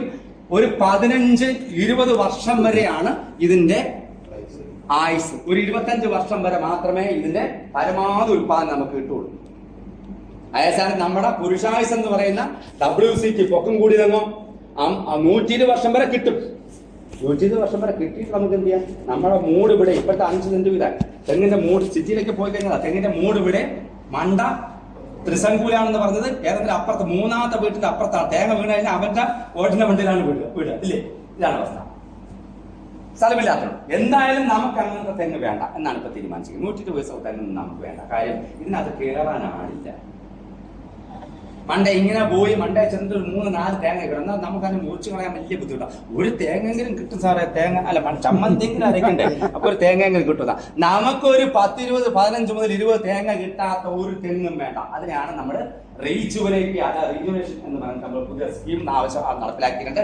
അത് അങ്ങനെ നടപ്പിലാക്കണമെങ്കിൽ നമ്മൾ ചെയ്യണം. അതിനാ പറയാ എന്ത് ചെയ്യണം? ഈ പൊക്കം കൂടി ഇവിടെ കയറാനൊന്നും ആളില്ല. നമുക്ക് പൊക്കം കുറഞ്ഞ തെങ്ങ് വേണം. ഒരു 10-15 വർഷം നമുക്ക് തന്നെ വീട്ടിലുള്ളവർക്ക് ഒന്നുകിൽ ഒരു ഏണയിട്ട് കയറാൻ പറ്റണം, അല്ലെങ്കിൽ ഒരു കൊങ്ക് ഉപയോഗിച്ച് നമുക്ക് അടത്തിടാൻ പറ്റണം. കാര്യം എന്താ? നമുക്ക് കരിക്ക് കുടിക്കണ്ടേ? മെയിൻ സാധനം എന്താ? കരുക്കാണ് നമ്മുടെ ആരോഗ്യം സംരക്ഷിക്കുന്നത്, നമ്മുടെ കുട്ടിയുടെ ആരോഗ്യം, എന്റെ ആരോഗ്യം സംരക്ഷിക്കുന്ന ഏറ്റവും പ്രധാനപ്പെട്ട കരുക്ക. അപ്പൊ ഒരു കരിക്കിനെ കൃത്യമായി ഒരു കരിക്ക് വീതം അല്ലെങ്കിൽ 2 കരിക്ക് വീതം വല്ലപ്പോഴാ വലിച്ചിടണമെങ്കിൽ എന്തായിരിക്കണം, അത് പൊക്കം കുറഞ്ഞു. അതാണ് ഡ്വാർഫ് ഇനങ്ങളിലേക്ക് പോയത്. സങ്കര ഇനങ്ങളിലേക്കും പോകുന്നത് അതുകൊണ്ടാണ്. അത് ഇതുപോലെ തന്നെ 10-35 വർഷം കുറച്ചുകൂടി നിൽക്കും സങ്കര ഇനങ്ങൾ എന്ന് പറയുന്നത്. അത് സെമി ഡ്വാർഫ് എന്നുള്ള പറയും, പൊക്കം കുറച്ചുകൂടി കുറഞ്ഞിരിക്കും. തീരെ ചെറുതുമല്ല, വലിയ പൊക്കമില്ല, ഇടയിൽ നിൽക്കും. അതാണ് സങ്കര. ഉൽപാദനവും കൂടിയിരിക്കും. അച്ഛന്റെയും അമ്മയുടെ രണ്ടും ഐഡന്റിഫൈ ചെയ്തിട്ടുണ്ട്. അച്ഛൻ നല്ല സ്വഭാവക്കാരനാണ്, കള്ളൊന്നും ആയിരുന്നില്ല, കൊലപാതകി ആയിരുന്നില്ല എന്ന് അതിനെ തിരിച്ചറിയുന്നു. അമ്മ എന്താ വേറെ പ്രശ്നക്കാരിയൊന്നും ആയിരുന്നില്ല. അപ്പൊ രണ്ടുപേരെയും തമ്മിൽ കൂട്ടിയോജിപ്പിച്ച് ഒരു പുതിയ കുട്ടി ഉണ്ടാക്കുന്നു. അതിന്റെ അമ്മയുടെയും അച്ഛന്റെയും ക്വാളിറ്റി ആ കുട്ടിക്ക് കിട്ടുന്നു. എവിടെ? അപ്പൊ അതുകൊണ്ട് ടീൻറ്റുടി തെങ്ങിന് എന്തുകൊണ്ടാണ് വില, തൈക്കെന്തിനാ വില കൂടിയിരിക്കുന്നത്?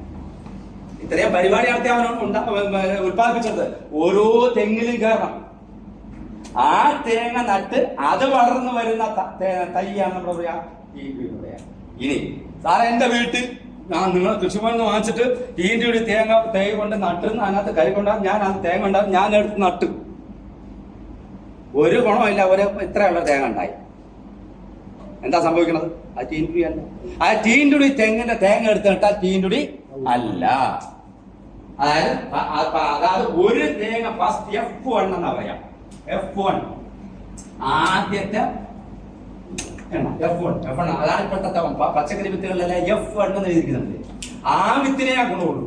അതെടുത്ത് വീണ്ടും നട്ടാൽ പയർ അത് ഇതേ കടക്കാട് കൃഷികളിലിരിക്കുമ്പോ ഏറ്റവും അജി ഒരു പ്രാവശ്യം നട്ടൊരു പ്രശ്നം ഉണ്ടായി. എന്താണെന്നറിയാം, ഈ വിത്തെടുത്ത് ഈ ഹൈബ്രിഡിന്റെ F1 എന്ന് പറയുന്ന വിത്തെടുത്ത് വീണ്ടും നട്ടു. അപ്പൊ എന്ത് ചെയ്യും? പയർ നീളത്തിൽ ഇങ്ങനെ പോവും, അതിനകത്ത് പയർ ഉണ്ടാവൂല എന്ന് മാത്രമല്ല അത് കായ്ക്കില്ല. പരീക്ഷണത്തിന് വേണ്ടി നട്ടതാ. അതായത് F1 എന്ന് പറയുന്നത് എപ്പോഴും ആ ഒരു വിത്ത് മാത്രമേ പറ്റുള്ളൂ. അതിന്റെ സന്തതികൾ സെഗ്രിഗേറ്റ് ചെയ്തു. സെഗ്രിഗേറ്റ് ചെയ്തു അത് ഗുണം ഇല്ലാതെ മാറിപ്പോവാൻ ചിലപ്പോൾ നല്ലതും കിട്ടാം, മാറിപ്പോവാൻ ആ പന്തരം തന്നെ ഏതെങ്കിലും ഒരു ഗുണം കിട്ടും. അത് സെഗ്രിഗേറ്റ് ചെയ്തു. അപ്പൊ ഈ തേങ്ങ മാത്രം നട്ട് ആ തേങ്ങ നട്ട് വരുന്ന ആ തേങ്ങ എന്നുള്ള തൈകളാണ് ഏതെന്ന് പറയുന്നത് ടീൻറ്റുടി തൈകൾ എന്ന് പറയുന്നത്. അതിനുശേഷം ഉള്ള അതിന്റെ തലമുറ ഉണ്ടാവില്ല. നമ്മൾ ഓർത്തിരിക്കേണ്ട കാര്യം, അതിന്റെ തലമുറ അതായിരിക്കില്ല. അതിന്റെ സെഗ്രിഗേറ്റ് ആ സ്വഭാവം വേറിട്ട് പോകും. അത് ജനറ്റിക്കൽ നമ്മൾ ചെറുതായി പഠിക്കുന്ന. അപ്പൊ ഞാൻ കാണിച്ചത് ചെറുതില് ഈ പ്രൈവറ്റ് അമ്മമാർക്കാരെ പറയുന്ന പോലെ തന്നെ കുഴിയിലിരുന്ന് തന്നെ കായ്ക്കും. നമ്മുടെ 18ാം പട്ടയാണ് ഇവിടെ. 18ാം പട്ട എന്ന് പറഞ്ഞാൽ പട്ട എന്ന് പറഞ്ഞാൽ എന്താ? ആനയ്ക്ക് പട്ട കൊടുക്കുന്നത്. പട്ട എന്ന് പറഞ്ഞാൽ എന്താ? പട്ട എന്ന് പറഞ്ഞാൽ എന്താ?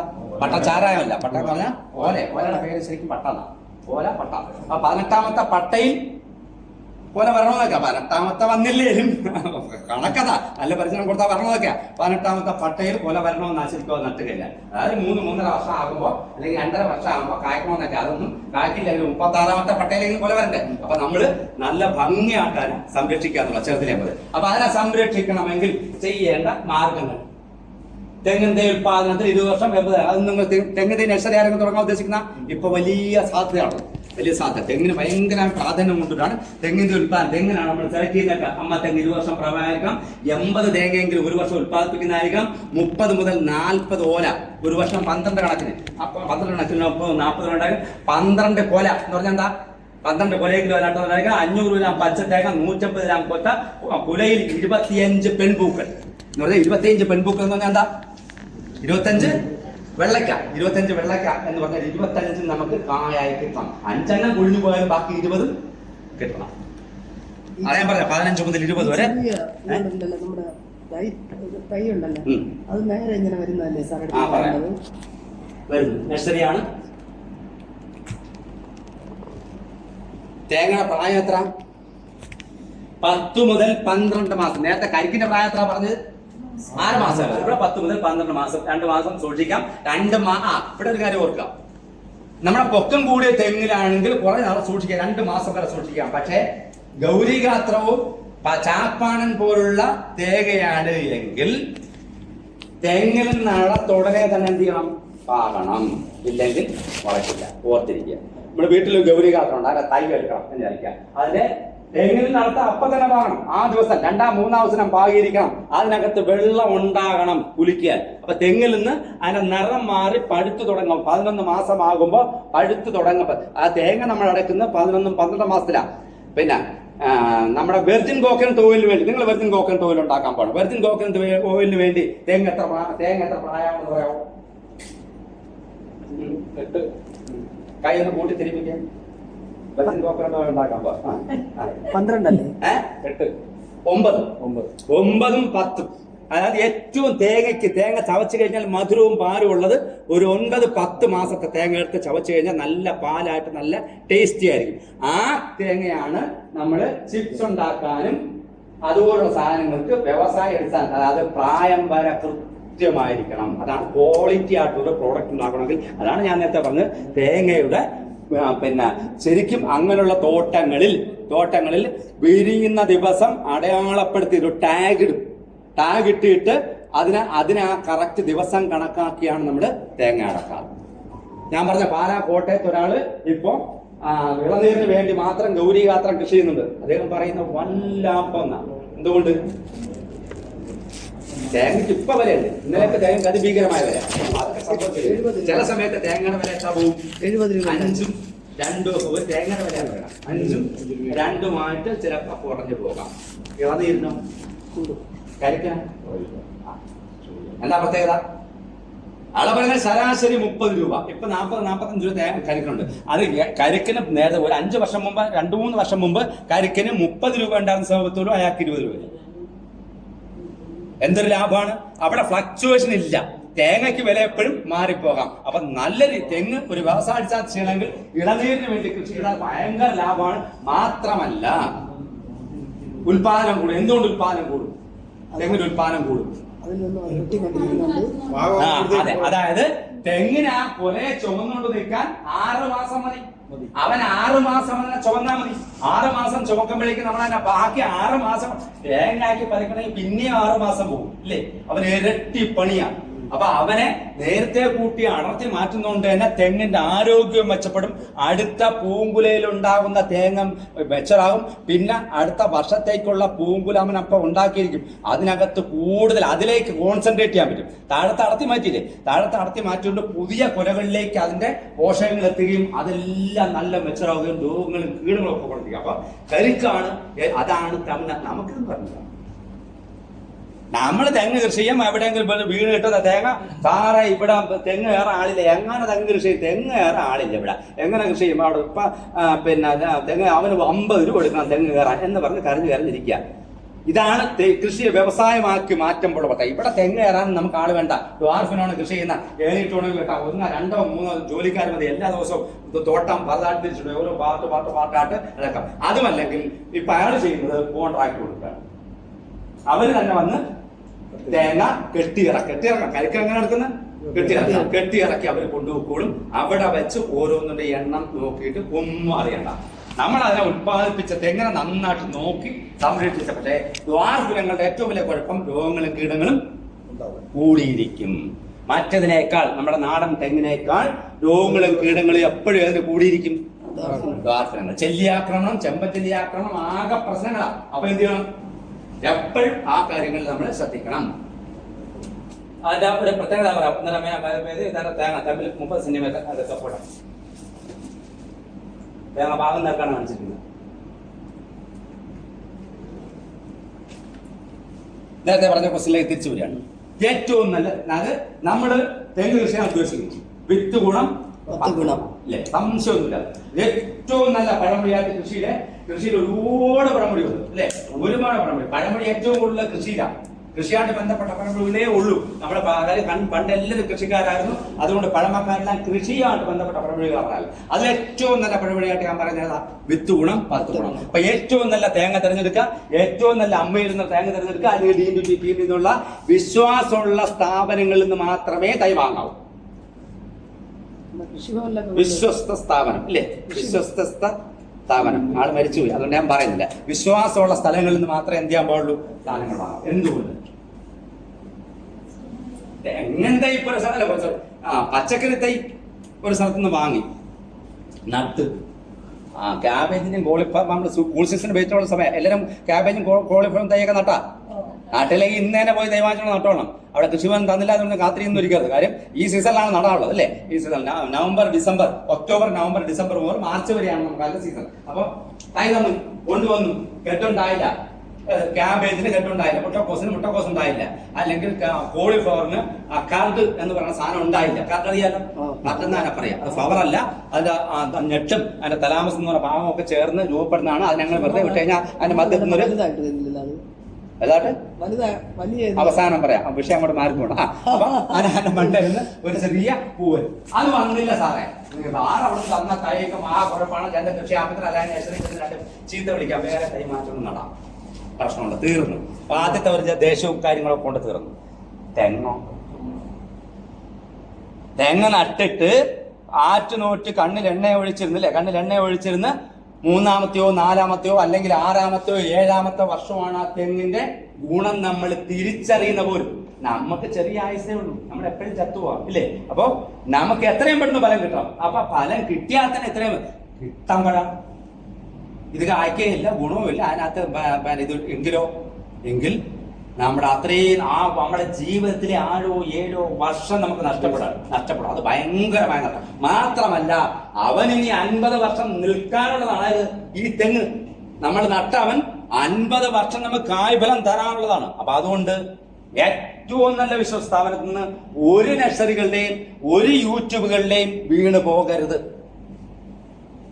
ഒരു യൂട്യൂബുകാരൻ ഇവിടെ കഴിഞ്ഞ 3-4-5 വർഷമായി, ഏകദേശം ഒരു 6-7 വർഷമായി കോടികൾ ഉണ്ടാക്കിക്കൊണ്ടിരിക്കുന്നു. കടയ്ക്കാവൂർ തന്നെ ഒരാളെന്നെ തോന്നുന്നു, സാറേ അവന്റെ ഞാൻ 50 തെങ്ങ് തൈ വാങ്ങിച്ചിട്ട് ഡ്വാർഫ് എന്ന് പറഞ്ഞിട്ട് കുഴിയിരുന്ന് കായ്ക്കുമെന്ന് പറഞ്ഞു.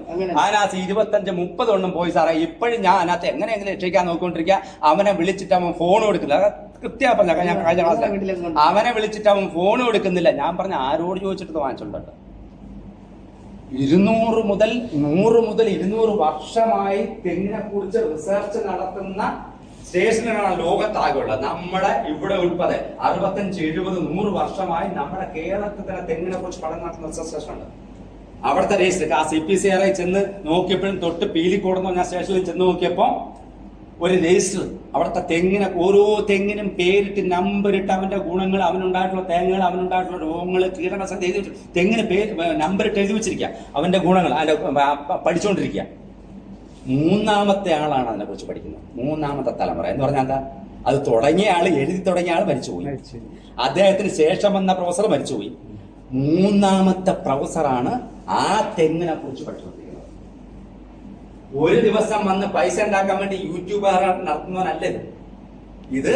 വർഷങ്ങളായി ഓരോ ടൈപ്പ്, ഓരോ അകലത്തിൽ. നിങ്ങൾ നാളെ ബാലരാമപുരത്ത് പോകുമ്പോ കാണാം ആ തോട്ടം എപ്പോഴും ഉണ്ടാകുന്ന എനിക്കറിയാം. തെങ്ങ് ഇനി അടുത്തിട്ടുണ്ട്.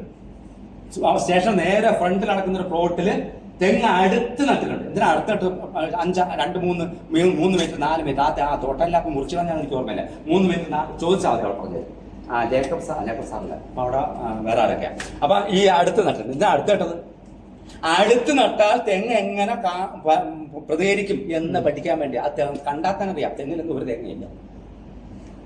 കൃത്യമായ അകലത്തിൽ നട്ടിട്ടുണ്ട്, കൂടുതൽ അകലത്തിൽ നട്ടു നോക്കിയിട്ടുണ്ട്. അങ്ങനെ അതെന്താ?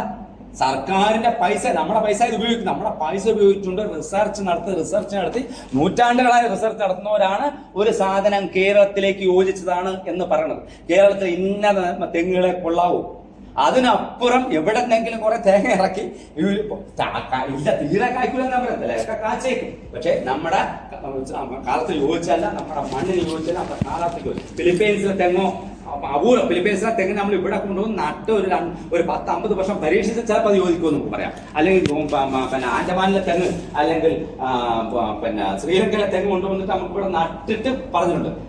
ഫിലിപ്പൈൻസ് ഓവൻഡറിംഗ് എന്ന് പറയുന്ന ഒരെണ്ണമുണ്ട്, ഫിലിപ്പൈൻസ് ഓവൻഡറിംഗ്. അത് നമ്മുടെ ഇപ്പോഴത്തെ യോജിക്കുന്നത്. അത് കുറവ് നാൾ പരീക്ഷ നടത്തിയിട്ടാണ് തീരുമാനിക്കും. ഒറ്റ ദിവസം കൊണ്ട് അങ്ങനെ നടത്തിയാൽ പറ്റില്ല. ഞാൻ പറഞ്ഞു നമ്മൾ പരീക്ഷിക്കാതെ ഏറ്റവും നല്ല കാര്യം, നമുക്ക് ഇത് 50 വർഷം കിട്ടേണ്ടതാണ്.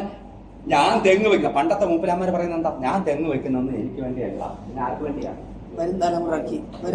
നിനക്ക് വേണ്ടിയാണ് ഞാനിപ്പം അധ്വാനിക്കുന്നത് അല്ലേ? നിനക്ക് വേണ്ടിയാണ് നീ ഇവിടെ പറഞ്ഞ് നോക്കിക്കൊണ്ടിരിക്കുന്നത്. നിനക്ക് വേണ്ടിയാണ് ഞാൻ എന്ത് ചെയ്യുന്നത്? ഈ തെങ്ങ് വെക്കണം. പക്ഷെ ഇപ്പം അങ്ങനെയല്ല. ഇപ്പം അങ്ങനെയുള്ള കമ്മിറ്റ്മെന്റ് ഒന്നും നമുക്കില്ല. കാര്യം അവർക്ക് നമ്മളോടൊന്നും കമ്മിറ്റ്മെന്റ് ഇല്ലാത്തതുകൊണ്ട് തന്നെ അങ്ങനെ ഒരു ബന്ധമൊന്നും നമുക്കില്ല. ഞാൻ തെങ്ങ് നട്ടാൽ എനിക്ക് തന്നെ അതിനകത്ത് കരുക്ക് കുടിക്കണം. അതിനാണ് എത്രയും പെട്ടെന്ന് കായ്ഫലം തരുന്നത്. അതുകൊണ്ടാണ് യൂട്യൂബിൽ പറയാൻ വേണ്ടി പോകണം. എന്താ യൂട്യൂബിൽ പറയാൻ വേണ്ടി പോകണമെന്തിനാ? ഞാൻ തെങ്ങ് വെച്ചാൽ എനിക്ക് തന്നെ അതിനകത്ത് കരി കുടിക്കണം. എന്റെ മക്കൾക്കൊന്നുമല്ല, എനിക്ക് അതിനകത്ത് കരി കുടിക്കണം. സംശയമൊന്നുമില്ലല്ലോ. അതാണ് നമ്മുടെ ഉള്ളിലുള്ള വികാരം. അതാ എത്രയും 6-ാം മാസമെങ്കിലും മുളച്ചിരിക്കണം. 6-ാം മാസമെങ്കിലും മുളച്ചിരിക്കണം. 6 മാസത്തിന് ശേഷം വരുന്ന ഒരെണ്ണത്തിനും നമുക്ക് ഭാവിയിൽ ഗുണം ചെയ്യില്ല. ഭാവിയിൽ അപ്പോഴൊക്കെ കണ്ടാൽ നല്ലതായിരിക്കും. ഭാവിയിൽ അവൻ 10-40 വർഷം നിന്ന് നല്ല കായ്ഫലം വരണ്ട. 6 മാസം കൂടിപ്പോയാൽ 7-ാം മാസം മുളയ്ക്കുന്നത് മാത്രമേ നമ്മൾ കിട്ടുള്ളൂ. അതിനുശേഷം എത്ര ഗുണമുള്ളതൊന്നും നമ്മൾ അതെല്ലാം കള്ളിങ് എന്ന് പറയും. കള്ളിങ് എന്ന് പറയാം. കള്ളിങ് എന്ന് പറഞ്ഞാൽ കൊന്നുകളയുക. മാത്രമല്ല ഇനി 6-ാം മാസം തന്നെ മുളച്ചു എന്നിരിക്കട്ടെ, പക്ഷേ അതിന്റെ ഇലയുടെ ഷേപ്പ് വ്യത്യാസം, ബാക്കി തേങ്ങകളിൽ നിന്ന് വ്യത്യസ്തമായ നിറമുള്ളത്, അപ്പൊ ആ വെറൈറ്റി ആവൂല, ആ ഇനമാവൂല, വ്യത്യസ്തമായ നിറമുള്ളത്, ഒറ്റപ്പെട്ട് മാറി നിൽക്കുന്ന എന്ന് പറഞ്ഞാൽ അവരെ കണ്ട നീ ഒറ്റ മറ്റോടെ പോലെ അല്ല, നിനക്ക് എന്തോ ഒരു കുഴപ്പമുണ്ട് നമുക്ക് മനസ്സിലാവും. അങ്ങനെയുള്ളതെല്ലാം നിഷ്കരണം കട്ട് ചെയ്ത് കളയാൻ പറയും. ഇത് ഞാൻ തന്നെ എടുത്ത എന്റെ മൊബൈലിലിട്ട ഫോട്ടോ ഞാൻ തന്നെ എടുത്ത കാര്യം. നമുക്ക് ഇതാണ് ഒരു റിസർച്ച് സ്റ്റേഷനിൽ അല്ലെങ്കിൽ ഒരു സർക്കാർ ഫാമിൽ നടക്കുന്ന പ്രവർത്തനം. അതുകൊണ്ടാണ് നമ്മൾ ഇങ്ങനെ പറയുന്നത്. ഏതെങ്കിലും പ്രൈവറ്റ് നഴ്സറിക്കാരെ ഇങ്ങനെ ചെയ്യൂ? ഒരു പ്രൈവറ്റ് നഴ്സറിക്കാരൻ ചെയ്യില്ല. കാര്യം അവൻ പറയും ആ ചെറുതവിടെ നോട്ട് അവനെ അടുത്ത വർഷം കൊടുക്കാം, ഇങ്ങനെയല്ലേ പറയുള്ളൂ. അതെ, അവനത്തിരി വളമൊക്കെ ഇട്ട് അവിടെ നിർത്തി 5 സ്പ്രേ ഒക്കെ ചെയ്ത് യൂറിയ ഒക്കെ സ്പ്രേ ചെയ്ത് നിർത്തി കഴിഞ്ഞാൽ അടുത്ത വർഷം നന്നാവും. അതാണ്. അപ്പൊ നമ്മള് വിശ്വസ്ത സ്ഥാപനങ്ങളിൽ നിന്ന് വാങ്ങുമ്പോ ഇപ്പൊ ബാർകോഡ് സഹിതമുണ്ട്. അപ്പൊ പരമാവധി എന്നെഴുതി എല്ലാം നല്ലതാണെന്നുണ്ടോ? അങ്ങനെയില്ല, അതാർക്കും പറ്റാം. അത് എക്സെപ്ഷണൽ കേസാണ്. അപ്പൊ ഒരു 100 എണ്ണം വാങ്ങിക്കൊണ്ട് പോകുമ്പോൾ അതിനകത്ത് എക്സെപ്ഷണൽ കേസ് വരും. 10-20% എന്തായാലും പ്രശ്നങ്ങൾ വരും. അതെന്താ നമ്മുടെ സമൂഹത്തിലുള്ള പ്രശ്നമാണ് അല്ലെ? നല്ല ആൾക്കാർ മാത്രമുള്ള ഒരു സമൂഹമില്ല. അതുപോലെ ചെറിയ പ്രശ്നങ്ങൾ എല്ലായിടത്തും വരാം. എന്നാലും ഒരു പരിധി വരെ നമുക്ക് വിശ്വസിക്കാൻ. കാരണം ദീർഘകാലാടിസ്ഥാനത്തിലുള്ള ദീർഘകാല വിളയാണ് നമുക്കുള്ളത്. വെട്ടിക്കളഞ്ഞിരിക്കുന്നത്. നമുക്ക് ഇങ്ങനെയുള്ള ഈ കളഞ്ഞിരിക്കുന്ന തൈ നിങ്ങൾ ഏതെങ്കിലും ഒരു പ്രൈവറ്റ് നഴ്സറി കണ്ടാൽ നമുക്ക് വെട്ടിക്കളഞ്ഞിരിക്കുന്നത് കാണുമോ? നിങ്ങൾ ഇതാണ് അച്ചരങ്കൽ ഫാമിൽ ഞാൻ ചെയ്ത സാധനം. ഇതാണ് ഗുണമേന്മയുള്ള ഒരു തെങ്ങുതീ. എന്താ പ്രത്യേകത? അതിന് ഏറ്റവും അടിയിലുള്ള റിങ്ങാണ് കാണുന്നില്ലേ, അതാണ് കണ്ണാടി എന്ന് പറയുന്നത്. അത് കണ്ണാടിക്കനം. ആ കണ്ണാടിക്കനമാണ് നമ്മൾ ആദ്യം തേങ്ങയുടെ ഷേപ്പ് നോക്കും. നമ്മൾ തൈ എടുക്കുമ്പോൾ തേങ്ങയുടെ നല്ല ഷേപ്പുള്ള മീഡിയം, വലുതായിട്ടിരിക്കുന്നതും പോരാ ചെറുതായിട്ടിരിക്കുന്നതും പോരാ, ഒരു മീഡിയം സൈസ് നല്ല ഷേപ്പുള്ള തേങ്ങ ഒന്ന് നോക്കും. 2, അതിന്റെ കണ്ണാടിക്കണം. ഒരു നൂലെടുത്ത് നമ്മളൊന്ന് ചുറ്റി നോക്കിയാൽ അതിനെ നിവർത്തി ഒരു സ്കെയിലിൽ വെച്ചാൽ 10 മുതൽ 12 സെന്റിമീറ്റർ ആയിരിക്കണം അതിന്റെ കണ്ണാടിക്കണം. 1 വർഷം പ്രായമായതിന്റെ കാര്യമാണ് പറയുന്നത്. നിർത്തിയിരുന്ന 2ാമത്തെ വർഷം ഇങ്ങനെ ആവും. അതല്ല നമുക്ക് വേണ്ടത്. തെങ്ങും തൈ എപ്പോഴും ഏത് പ്രായത്തിലാണ് നടേണ്ടത്? 1 വയസ്സുള്ള തെങ്ങും തൈയാണ് നടന്നത്. അതാണ് ഏറ്റവും നല്ലത്. പ്രായം കൂടിയാലും കുറഞ്ഞാൽ. ക്യാബേജ് കോളിഫ്ലവറിന്റെ തൈ എന്നാണ് നടന്നത്? വിത്തിട്ട് പറിച്ചിട്ടാണ് എന്നാണ് പ്രൈവറ്റ് നഴ്സറിക്കല്ല ഒരു കവറിലൊക്കെ വെച്ച് വലിയ ഇലയാക്കി തരാം. അങ്ങനെയല്ല. ക്യാബേജ് കോളിഫ്ലവറിന്റെ തൈ 25 മുതൽ 30 25ാമത്തെ ദിവസം നട്ടാൽ മാത്രമേ അതിനകത്ത് ഏറ്റവും നല്ല ഉണ്ടാവും. അതിനേക്കാൾ പ്രായമുള്ള തൈ അവർ നഴ്സറിക്കാരൊക്കെ വെച്ചിട്ടുണ്ടെങ്കിൽ അതൊന്നും വാങ്ങരുത്. 25-1 മാസം പ്രായ തൈയാണ്. അതുപോലെ തെങ്ങും തൈ 1 വർഷം പ്രായ തെങ്ങാണ്. കണ്ണാടിക്കലം, കൂടുതൽ വേരുകള്, 10 മുതൽ 12 മാസം, 10 മുതൽ 12 മാസം, പരമാവധി 1 വർഷമായിരിക്കണം പ്രായം. നേരത്തെ പീലി ഓലകൾ വിരിയുന്നത്, അതായത് ഓലക്കാലുകൾ നേരത്തെ വിരിയുന്നതാണ് ഏറ്റവും നല്ല ഗുണമേന്മ ഉള്ളത്. നേരത്തെ ഓലക്കാലുകൾ വിരിഞ്ഞിരിക്കണം. സാധാരണ കുഞ്ഞിന്റെ ഓല എങ്ങനെ ഇരിക്കാം? ചേർന്നാണല്ലിരിക്കാം. അത് ബീഡറാണ്. അങ്ങനെ ആ ഓലക്കാലുകൾ നേരത്തെ, എത്രയും നേരത്തെ വിരിഞ്ഞിരിക്കണം. പിന്നെന്താ, ചുരുങ്ങിയത് 6 ഓലയെങ്കിലും വേണം. ഇതാണ് നമ്മൾ. എന്നാ കൃഷിഭവനിൽ ചെന്ന് കഴിഞ്ഞാൽ അങ്ങനൊന്നും നോക്കിയെടുക്കാൻ ചിലപ്പോൾ പറ്റില്ല. കാര്യം ബൾക്കായിട്ടോടെ ഉണ്ടാക്കുന്ന. അതല്ല, നിങ്ങൾ നല്ലൊരു റിസർച്ച് സ്റ്റേഷനിൽ പോയിട്ട് പൈസ കൊടുത്താണ് നിങ്ങൾ തൈ വാങ്ങുന്നതെങ്കിൽ എന്ത് ചെയ്യണം?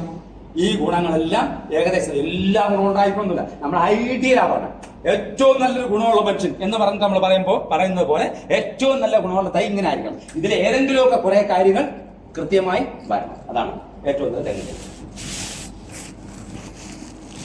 ഏറ്റവും നല്ല തെങ്ങും തൈ നമ്മൾ ആദ്യം സെലക്ട് ചെയ്ത് വിശ്വാസമുള്ള സ്ഥാപനത്തിൽ അറിയാവുന്ന അവൻ ഇനി പ്രൈവറ്റ് നഴ്സറിക്കാരെ എല്ലാവരും ഞാൻ കുറ്റം പറയുന്നില്ല. വർഷങ്ങളായി വൃത്തിയായിട്ട് നടത്തുന്ന ഒരുപാട് പ്രൈവറ്റ് നഴ്സറിക്കാരടുത്തുണ്ട്. അവൻ ഒരു പ്രത്യേക ദിവസം കൂണുകളൊക്കെ പൊങ്ങി വന്നിട്ട് അങ്ങ് ചച്ചുപോകില്ല. അവൻ ഈ 10-20 വർഷമായി തുടർച്ചയായിട്ട് നഴ്സറി നടത്തിക്കൊണ്ടിരിക്കുന്ന പല നല്ല നഴ്സറിക്കാരുണ്ട്. അവനെ നമുക്ക് വിശ്വസിക്കാം. കാര്യം അവനെന്നും അറിയാം, എന്റെ ഈ തെങ്ങും തൈ കൊണ്ട് നട്ടാൽ 5ാമത്തെ വർഷം അത് കായ്ച്ചില്ല എങ്കിൽ അവൻ എന്റെ അടുത്ത് വരും, അപ്പോഴും ഞാനിവിടെ ഉണ്ടാവും എന്ന് അവനറിയാം. അങ്ങനെ നഴ്സറിക്കാരാണ് വിശ്വാസമുള്ള നഴ്സറിക്കാരെ ആശ്രയിക്കാൻ പ്രശ്നമില്ല. എല്ലാ സർക്കാരിനെ മാത്രം ആശ്രയിക്കണം ഞാൻ പറയുന്നില്ല, അല്ലെങ്കിൽ റിസർച്ച് സ്റ്റേഷനെ മാത്രം ആശ്രയിക്കണം ഞാൻ പറയുന്നില്ല. കായംകുളത്തെ നമ്മുടെ റിസർച്ച് സ്റ്റേഷനൊക്കെ നല്ല തൈ കിട്ടും. മുൻകൂട്ടി ബുക്ക് ചെയ്യാം. കായംകുളത്ത് ആലപ്പുഴയ്ക്ക് പോകുമ്പോൾ കായംകുളമില്ലേ, കായംകുളത്ത് ആ ദിവസം റിസർച്ച് സ്റ്റേഷൻ തെങ്ങിന്റെ അവിടെ എല്ലാം മുൻകൂട്ടി ബുക്ക് ചെയ്യണം. തൈ ബുക്ക് ചെയ്ത് കഴിഞ്ഞാൽ നമുക്ക് ആവശ്യം മുൻകൂട്ടി ബുക്ക് ചെയ്യണം.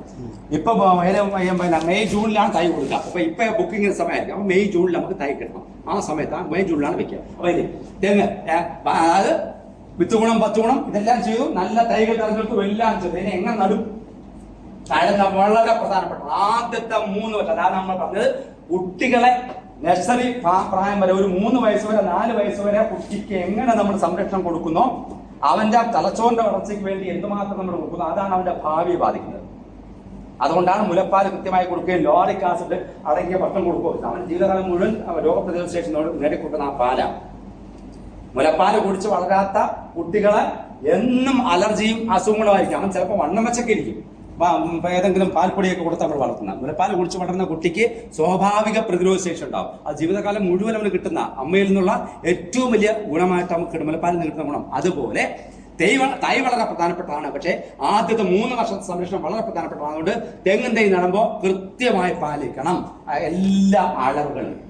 നമ്മുടെ കരപ്രദേശങ്ങളിൽ നമ്മുടെ തിരുവനന്തപുരം ജില്ലയിൽ റെസോയിൽ എന്ന് പറയുന്ന ഏകദേശം ചുവന്ന നിറത്തിലുള്ള മണ്ണും വെട്ടുകൽ മണ്ണുമാണ് നമ്മുടെ പ്രദേശത്തുള്ളത്. അറിയാലോ, ഏകദേശം വെട്ടുകൽ മണ്ണാണ്. നമ്മുടെ അലൂമിനിയവും ഇരുമ്പും കൂടുതലുള്ള വെട്ടുകൽ മണ്ണാണ് ഈ പ്രദേശങ്ങളിലുള്ളത്. നമ്മുടെ ഈ ഏകദേശം ആ തീരപ്രദേശങ്ങളിൽ വരുമ്പോൾ മണൽ മണ്ണ് വരും. ഈ മണൽ മണ്ണിലും വെള്ളം കെട്ടിക്കിടന്ന പ്രദേശങ്ങളിൽ നമ്മൾ കൂന കൂട്ടിയാണ് നടാറ്. പക്ഷേ അല്ലാത്ത മുഴുവൻ സ്ഥലങ്ങളിലും നമ്മൾ തെങ്ങിൻ തൈയുടെ കുഴി എടുക്കേണ്ടത് ഏതാണ്? 1 മീറ്റർ ആണ്. 1 മീറ്റർ നീളം, വീതി, ആഴം 1 മീറ്റർ. ചില സ്ഥലങ്ങളിൽ അതിഭീകരമായ വെട്ടുകളിലാണെങ്കിൽ അവിടെ 1.25 മീറ്റർ വരെ നമ്മൾ പറയും. അല്ലാത്ത സാധാരണ കരപ്രദേശങ്ങളെല്ലാം തന്നെ 1 മീറ്റർ നീളം, വീതി, ആഴം. എത്ര പേരെങ്കിലും കാര്യം പ്രശ്നം എന്താ അതിനകത്ത്? തെങ്ങിൻ തൈ നിസ്സാരക്കാരനല്ല. അവൻ പച്ചക്കറി നടന്നു പോലെ നടാനുള്ളതല്ല, നട്ട് കളയാനുള്ളതല്ല. അവനെ നമ്മൾ 6 വർഷമോ അല്ലെങ്കിൽ 5 വർഷമോ സംരക്ഷിച്ച് അവനെ ഒരു 40ഓ 50ഓ വർഷം നിലനിർത്താനുള്ളതാണ്.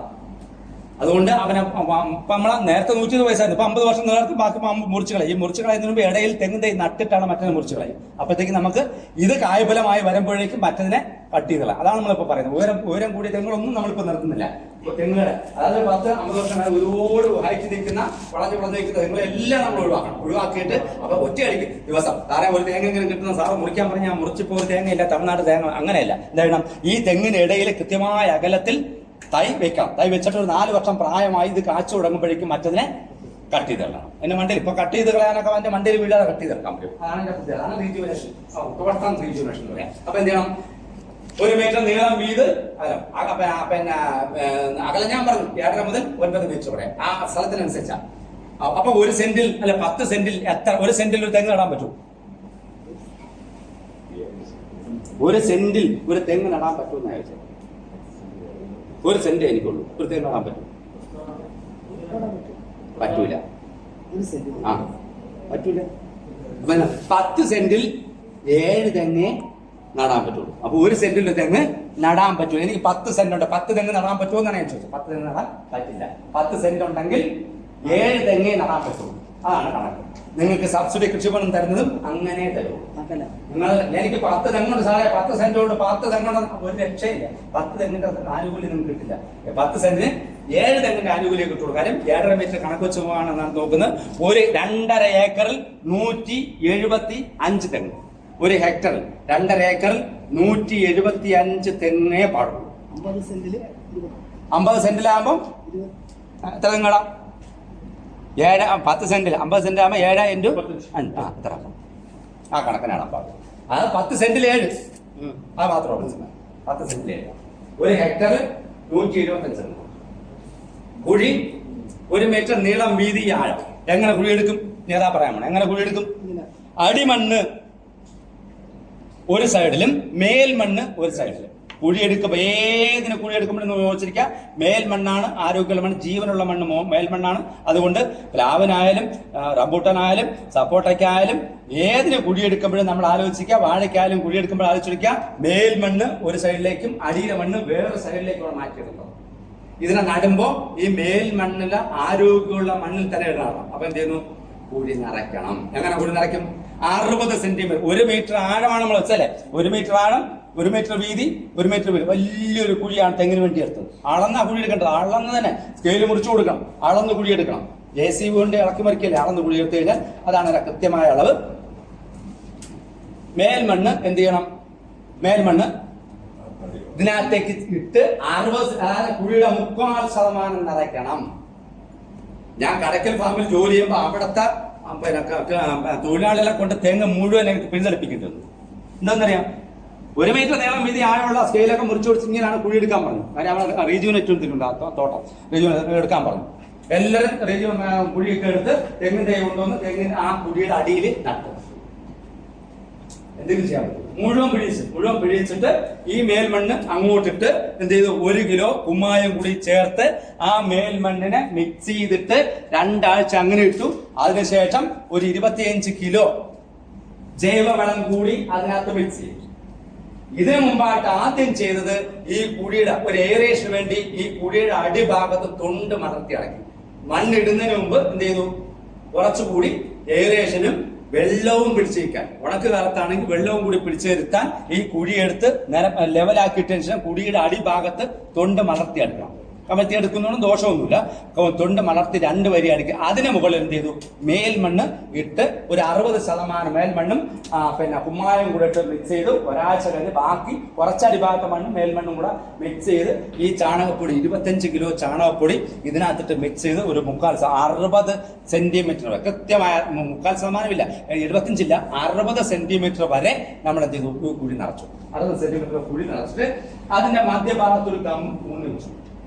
അതിനാ മധ്യഭാഗത്ത് 2 ആഴ്ച കഴിഞ്ഞ് നമ്മൾ ചെയ്യണം. മധ്യഭാഗത്ത് കമ്പൂന്ന് കഴിക്കുന്നതിനാ ആ സ്ഥലത്താണ് നമ്മൾ ഒരു പിള്ളക്കുഴി എടുക്കാൻ പോകുന്നത്. പിള്ളക്കുഴി എടുക്കാൻ എന്താ, ഈ തേങ്ങ മാത്രം അതിനകത്ത് ഇറങ്ങിയിരിക്കണം. മുകളിലാണ്ട കണ്ണാടിയുടെ ഭാഗത്തേക്ക്, കണ്ണാടി നേരത്തെ ഞാൻ പറഞ്ഞല്ലോ, ആ കണ്ണാടിയുടെ ഭാഗത്തേക്ക് മണ്ണ് വീഴാൻ പാടില്ല. തേങ്ങ മാത്രം അതിനകത്തേക്ക് ഇറങ്ങിയെത്തക്കണം. തേങ്ങ അതിനകത്ത് നട്ടു, ചവിട്ടി നല്ല ഭംഗിയായിട്ട് പാക്ക് ചെയ്യണം മണ്ണ്. നല്ല ഭംഗിയായിട്ട് മണ്ണ് പാക്ക് ചെയ്ത് ആടി ഉലയാതിരിക്കാൻ വേണ്ടി അടുത്തൊരു കമ്പ് കുത്തി ഇതിനെ 2-3 ഓല കമ്പ് ഇതിനകത്ത് കെട്ടി വെക്കും. പണ്ട് നമ്മൾ എന്താ ചെയ്തിരുന്നത്, ഇത് ഇലയൊക്കെ ഇങ്ങനെ കൂട്ടിക്കെട്ടി വെക്കും. അങ്ങനെ ഇലയൊന്ന് കൂട്ടിക്കെട്ടി വെക്കണം. അതിന് 2-3 ഓലകളുടെ ഇതിനകത്ത് കൂട്ടിക്കെട്ടി കാറ്റത്താടി ഉലയാതിരിക്കാൻ ചുവറ്റിൽ കരിയിലയോ അല്ലെങ്കിൽ ചകിരിച്ചോറോ കൊണ്ട് പൊതയും കൂടി കൊടുക്കണം. കുറച്ച് വേപ്പും പിണ്ണാക്ക് ഇതിനകത്ത് കൊടുക്കണം. കാരണം ഈ ചെതലുണ്ടാകാതിരിക്കാൻ വേണ്ടിയാണ്. ഈ തൊണ്ടിനോട് ചേർത്ത് കുറച്ച് വേപ്പിണ്ണാക്ക്. പിന്നെ പൈസ ഉണ്ട് എന്നുണ്ടെങ്കിൽ ഇതിന് വേര് പെട്ടെന്ന് ഇറങ്ങാൻ വേണ്ടി നമ്മൾ ഫോസ്ഫറസ് വളമാണ് കൊടുക്കുക. ഒരു 20 ഈ പിള്ളക്കുടിയിലെ ആ പിള്ളക്കുടിയിൽ 250 ഗ്രാം രാജ്ഫോസ്, അല്ലെങ്കിൽ നമ്മുടെ രാജ്ഫോസ് നമ്മുടെ മണ്ണിലുള്ളതുകൊണ്ടാണ് അത് പറയാത്തത്, അല്ലെങ്കിൽ എല്ലുപൊടിയും ചേർക്കാം. രാജ്ഫോസോ എല്ലുപൊടിയോ ഈ പിള്ളക്കുഴിയിലിടണം. പിള്ളക്കുഴിയിലിട്ടിട്ട് തേങ്ങ വയ്ക്കണം. ദോഷമൊന്നുമില്ല. അത് രാസവളം അങ്ങനത്തെ കൂട്ടത്തിൽ വരാത്താണ്. 250 ഗ്രാം. കാരണം എന്തിനാ അങ്ങനെ ചെയ്തത്, അപ്പൊ നമ്മുടെ ഫോസ്ഫറസ് ഉള്ള ഫോസ്ഫറസിന്റെ കാര്യം പറയാതെ നമ്മുടെ മണ്ണ് ഫോസ്ഫറസ് ആവശ്യത്തിനുണ്ട്. അല്ലാതെ അനാവശ്യമായിട്ട് ഫോസ്ഫറസ്. പിന്നെ ഇത് വേര് പെട്ടെന്ന് എല്ലാ ചെടികൾക്കും വേര് വരാൻ സഹായിക്കുന്ന വളമാണ് ഏത്, ഫോസ്ഫറസോ വളം. അത് മസൂറി ഫോസോ രാജ്ഫോസോ ആകാം. അതല്ല, രണ്ടും പാറപ്പൊടിയാണ്, ദോഷമൊന്നുമില്ല. മസൂറി ഫോസും രാജ്ഫോസും പാറപ്പൊടിയാണ്. അറിയാലോ, ഒരു പൊടി ഭയങ്കര പാറപ്പൊടിയാക്കി കഴിക്കാം. പാറപ്പൊടിയാണ് ജൈവവളത്തിന്റെ കൂട്ടത്തിൽ വേണമെങ്കിൽ ഉൾപ്പെടുത്താവുന്ന സാധനം. പിന്നെ അതുമല്ല, ഞാൻ ജൈവവളം ചേർക്കണമെന്നുണ്ടെങ്കിൽ എല്ലുപൊടി ചേർക്കണം. എല്ലുപൊടി ചേർത്തിട്ട് വേണം അതിനകത്ത് തേങ്ങ നടാം. അപ്പൊ കൂടുതൽ വേര് വരാൻ അതിനൊരു പ്രചോദനമാവും. പിന്നെ വേപ്പമണ്ണാക്ക് എന്തിനാണ് ചേർക്കാൻ പറയുന്നത് വെച്ചാൽ 1 കിലോയെങ്കിലും നമുക്ക്, അല്ലെങ്കിൽ 500 ഗ്രാമെങ്കിലും വേപ്പമണ്ണാക്കി ചെതൽ പെട്ടെന്ന് വരും. ഈ തൊണ്ടിങ്ങനെ ചെതെടുക്കാതിരിക്കാൻ വേണ്ടി. തെങ്ങിന് ഏറ്റവും വലിയ ശല്യക്കാരല്ല ചെതൽ. അപ്പൊ തൈകൾക്ക് വലിയ ശല്യക്കാരാണ്. എവിടെയെങ്കിലും കഴിച്ചു കഴിഞ്ഞാൽ അതിലൂടെ അധികമൊക്കെ വരാൻ സാധ്യത ചെയ്യാം. തടഞ്ഞു വെക്കുക. നല്ല ഉണക്ക് വരികയാണെങ്കിൽ തണൽ കൊടുക്കണം. തൈക്ക് തണൽ നിർബന്ധമായി കൊടുക്കണം. അതെന്ത് ചെയ്യാം, നമ്മുടെ ഒരു കമ്പ് കുത്തി നിർത്തിയിട്ടില്ലേ, ഇത്തിരി ഉയരത്തുള്ള കമ്പ കുത്തി, അതിനകത്ത് ഓലത്തുമ്പോ വെച്ചിട്ട് ഒരു ചെറിയ കിഴക്കും പടിഞ്ഞാറും ഭാഗങ്ങളിൽ 2 ഓലത്തുമ്പോ ഒന്ന് കെട്ടി വെച്ചു കൊടുത്താൽ മതി. സൺ സ്കോർച്ചിങ് എന്ന് പറയും. ചിലപ്പോൾ ഇല കരിഞ്ഞു പോകും. അതുകൊണ്ട് ആ സമയം ആദ്യം കുഞ്ഞിനെ ആദ്യത്തെ ദിവസങ്ങളിൽ ഒന്ന് സംരക്ഷിക്കാൻ വേണ്ടി ഇതുകൂടി ചെയ്തതിന് നന്നായി. ഇങ്ങനെ ഉണക്കാണെങ്കിൽ നമ്മൾ എല്ലാ ദിവസവും നന കൊടുക്കണം. ഒരു 10 ലിറ്റർ വെള്ളമെങ്കിൽ 5 ലിറ്റർ വെള്ളമെങ്കിലും എല്ലാ ദിവസവും ഒഴിക്കണം. ഇനി അങ്ങനെ സൗകര്യം ഇല്ല എന്നുണ്ടെങ്കിൽ നമുക്ക് പോട്ട് ഇറിഗേഷൻ തരാം. പോട്ട് ഇറിഗേഷൻ എന്നാൽ ഒരു കുടത്തില് അല്ലെങ്കിൽ ഒരു മൺകുടത്തില് വെള്ളം എടുക്കുന്നതിന് മുമ്പായിട്ട് അതിന്റെ അടിയിൽ ചെറിയൊരു ദ്വാരം ഇട്ടിട്ട് ഒരു തിരി ഇടണം. ഒരു നമ്മളെ വിളക്കുതിരി ഉണ്ടല്ലോ, വിളക്കുതിരി പോലെ ഒരു തിരി, ഒരു തുണി തിരികെനകത്ത് വെക്കണം. എന്നിട്ട് ആ തൊണ്ടിനോട് ചേർത്ത് വേറെ തൊണ്ടുകൂടെ എടുത്ത് വെച്ചിട്ട് ഒരു കല അവിടെ വെക്കണം. എന്നിട്ട് അതിനകത്ത് വെള്ളം ഒഴിച്ചു കൊടുക്കണം. അപ്പൊ അത് തുള്ളിയായി വെള്ളം എപ്പോഴാണോ കലത്തിനകത്ത് വെള്ളം തീരുന്നത് അപ്പൊ വീണ്ടും ഒഴിച്ചു കൊടുത്താൽ മതി. അത് നല്ല ഉണക്കാണെങ്കിൽ മാത്രം അതിന്റെ ആവശ്യമുണ്ട്. നല്ല ഉണക്കില്ല എന്നുണ്ടെങ്കിൽ ഇത് 2-3 ദിവസം ഒരിക്കലും നന്നായിട്ട് വെള്ളം ഒഴിച്ചു കൊടുക്കുകയും വേണം. കാര്യം ഇതിന്റെ ആദ്യ കാലങ്ങളിൽ സംരക്ഷണം വളരെ പ്രധാനപ്പെട്ടാണ്. 6 മാസം കഴിഞ്ഞിട്ട് മാത്രമേ നമ്മൾ രാസവളം കൊടുക്കൂ. അതിന് മുമ്പ് വരെ ഇതൊന്ന് പിടിച്ചു വരുന്നത് വരെ ഇതിന് ആ ജൈവവളവും ഈ മുകളിൽ കൊടുക്കുന്ന തണലും വളരെ പ്രധാനപ്പെട്ട. കള വളരാനേ അനുവദിച്ചോളാം. കള ഭയങ്കര പ്രധാനപ്പെട്ട. കള വളർന്നു ഞാൻ പോയി. കള വളരാൻ അനുവദിക്കാതെ ഇതിനെ സംരക്ഷിച്ച് നിർത്താൻ പ്രധാനപ്പെട്ട. ഇനി നടുന്ന ദിവസം മുതൽ ചെയ്യാനുള്ള വേറൊരു കാര്യം കൂടെ ഉണ്ട്. ഇത് അഴുകി പോകാനുള്ള സാധ്യത, മഴയാണ് കഴിയാനുള്ള സാധ്യത. അപ്പൊ നിങ്ങൾ കോപ്രോസി ക്ലോറൈഡ് എന്ന് പറയുന്ന കീടനാശിനിയല്ല, കുമിൾനാശിനി, COC അതെല്ലാം ഇന്നും നാളെ ക്ലാസ്സിലുണ്ട്. അതുകൊണ്ടാണ് ഞാൻ കൂടുതലൊന്നും അതിനെ കുറിച്ച് വിശദീകരിക്കാത്തത്. COC രോഗങ്ങളെ കുറിച്ചും കിഴങ്ങളെ കുറിച്ചും ഞാൻ അധികം പറയുന്നില്ല. COC കോപ്രോസി ക്ലോറൈഡ് ഒരു 3 ഗ്രാം COC ആണ് കോപ്രോസി ക്ലോറൈഡ്. 3 ഗ്രാം വൈറ്റോലാണെന്നൊക്കെ അത് പേര് കിട്ടും. 3 ഗ്രാം 1 ലിറ്റർ വെള്ളത്തിൽ 3 ഗ്രാം 1 ലിറ്റർ വെള്ളത്തിൽ കലക്കി ഇതിന്റെ മണ്ടയിലൂടെ വീഴത്തക്ക വേണം. ആ കണ്ണാടിയില്ലേ, ആ കണ്ണാടി കൂടെ നനയത്തക്ക വേണം ഒഴിച്ചു കൊടുക്കണം. 15 ദിവസത്തിലൊരിക്കൽ. ഏത്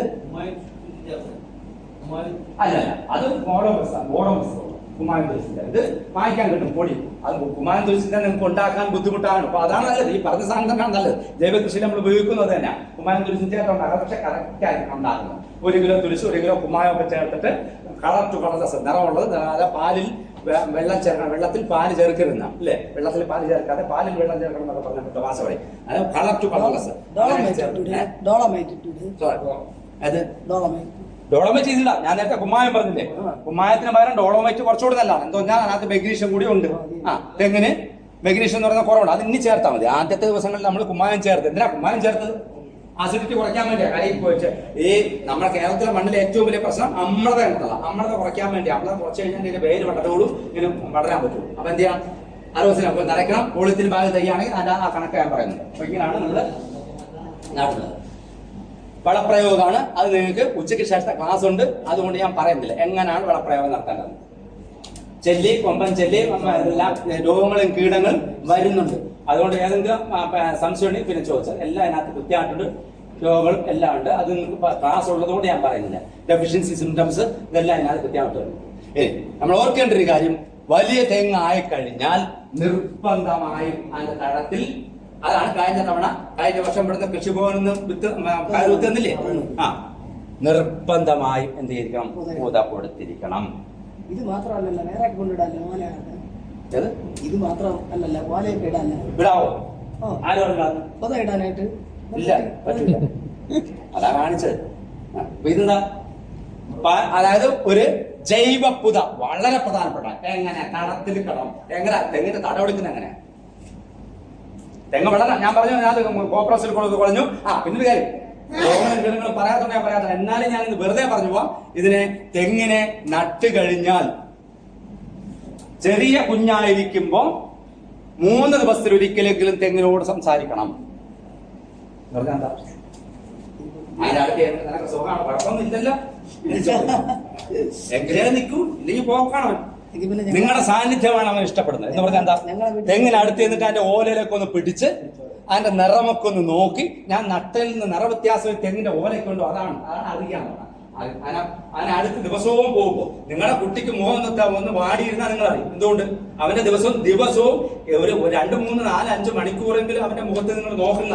അപ്പൊ അതുകൊണ്ട് അവന്റെ മുഖം വാടിയാൽ നിങ്ങൾ തിരിച്ചറിയും ഇല്ലേ? തിരിച്ചറിയണം.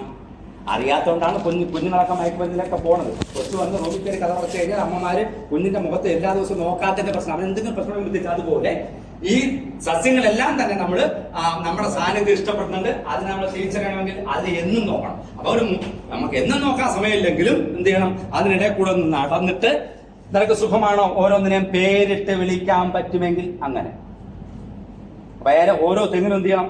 പേരിടണം അല്ലെ? അമ്മണി, ഗോമതി നിനക്ക് സുഖമാണോ എന്ന് അതിൻ്റെ അടുത്ത് ഞാൻ ചോദിക്കണം. എന്താ ചോദിക്കാം? മനസ്സിൽ ചോദിച്ചാൽ മനസ്സിൽ അവന്റെ അടുത്ത് വിളിച്ചുകൊണ്ട് എന്ത് ചെയ്യണം? ചെന്ന് സംസാരിക്കണം. എന്ന് പറഞ്ഞാൽ എന്താ? അവരെന്തെങ്കിലും പ്രശ്നം വന്നാൽ ചെറിയ പ്രായത്തിൽ പ്രശ്നം വളരെ കൂടുതലാണ്. കാര്യം പെട്ടെന്ന് അവനെ കൊന്നുകളയും, രോഗങ്ങളും കീടങ്ങളും. അപ്പൊ എന്ത് ചെയ്യണം? അടുത്ത ആഴ്ച മുതൽ ചെയ്യാനുള്ള ഏറ്റവും കാര്യം വേപ്പ് പിണ്ണാക്ക് ചോട്ടിയിടാൻ പറഞ്ഞു. അതുപോലെ തന്നെ വേപ്പ് പിണ്ണാക്കും മണലും ചേർത്ത മിശ്രിതവും പാറ്റാ ഗുളികയും വാങ്ങി വെക്കണം. പാറ്റ ഗുളിക എന്ത് ചെയ്യണം? ഈ കുഞ്ഞിലെ തന്നെ ഇതിന്റെ ഓലക്കവിളിലേക്ക് ഒരു 4-5 പാറ്റ ഗുളിക വിരൽ കൊണ്ട് തള്ളി വെക്കണം. ഓലക്കവിളുണ്ടല്ലോ, ഓലക്കവിളിലേക്ക് തള്ളി വെച്ചു കൊടുക്കണം. നമ്മൾ പറഞ്ഞു 1 മാസത്തിൽ 1 ഇലയാണ് വരിക. ഓരോ മാസവും ഇത് ചെയ്യണം. കുഞ്ഞായിരിക്കുമ്പോൾ ആഴ്ചയിൽ ഒരിക്കൽ ചെയ്യണം. എന്നിട്ട് എന്ത് ചെയ്യണം? വേപ്പ് പിണ്ണാക്കും മണലും ചേർത്ത് തുല്യ അളവിൽ ചേർത്ത മിശ്രിതം ഈ പൊടിക്കാതെ പാറ്റ അതിലേക്ക് ഇട്ട് കൊടുക്കണം. ഏത്? ഈ പാറ്റാ ഗുളിക മൂടുന്ന എന്തുകൊണ്ടായിരിക്കണം? വേപ്പ് പിണ്ണാക്കും മണലും ചേർന്ന മിശ്രിതം കൊണ്ടായിരിക്കും. നാറ്റം ഉള്ളത് കൊണ്ട് തന്നെ ഈ കൊമ്പൻ ചെല്ലി ഏറ്റവും വലിയ പ്രശ്നക്കാരനാരാ? ഏത്? ഈ തുല്യാണോ? ഒരു ചിരട്ട പാറ്റ ഗുളിക അതിന്റെ ഓലക്കവിള എത്രയുണ്ടോ അത്രയും. വലിയ തെങ്ങാണെങ്കിൽ നമ്മൾ 5 മുതൽ 8 നമ്മൾ പറയാം. വലിയ തെങ്ങിൽ നമ്മൾ 2 പാറ്റ ഗുളിക ഏറ്റവും അകത്തുള്ള ആ നാമ്പിന് ചുറ്റുമുള്ള 4 ഓലക്കവിളിലേക്ക് അപ്പൊ 8 പാറ്റ ഗുളിക വേണം. ചെറിയ കുഞ്ഞായതുകൊണ്ട് നമ്മൾ ഒരു 4 മതി, അത്രയല്ലേ ഇലയിനകത്ത് ഉണ്ടാവുള്ളൂ. അപ്പൊ ഏറ്റവും വലിയ ശല്യക്കാരൻ ഇവനാണ് ചെറിയ തയ്യ സഹിതം ഇവൻ ചുവട്ടിന്റെ കയറി കൊമ്പൻ ചെല്ലി. അതില് ആണാണ് ആ കാണുന്നത്. ആണിനെന്താ? ആണിന് കൊമ്പ് കൂടുതലാണ്, പെണ്ണിനോ കൊമ്പ് കുറവാണ്. പെണ്ണിന് കൊമ്പ് കുറവാണ് അല്ലേ?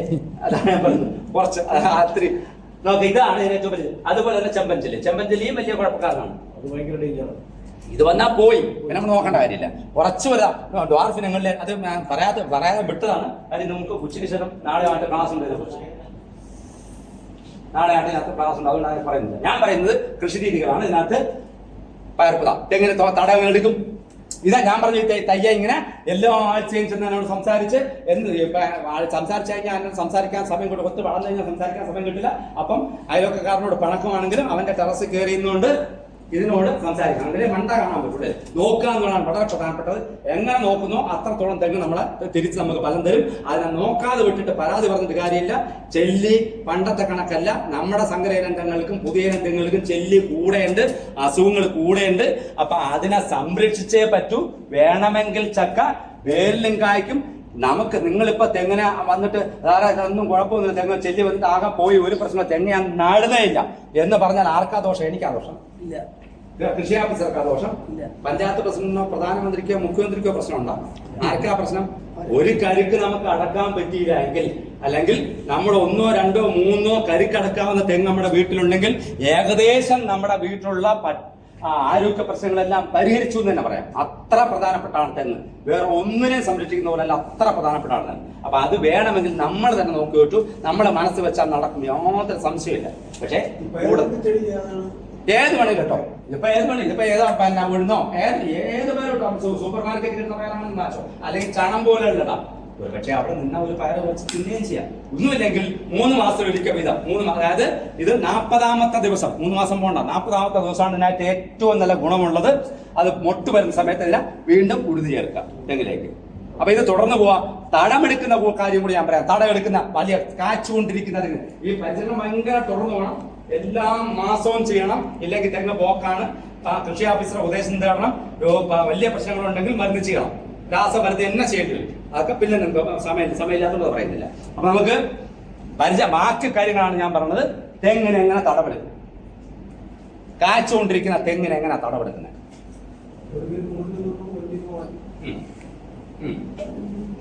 ഇനി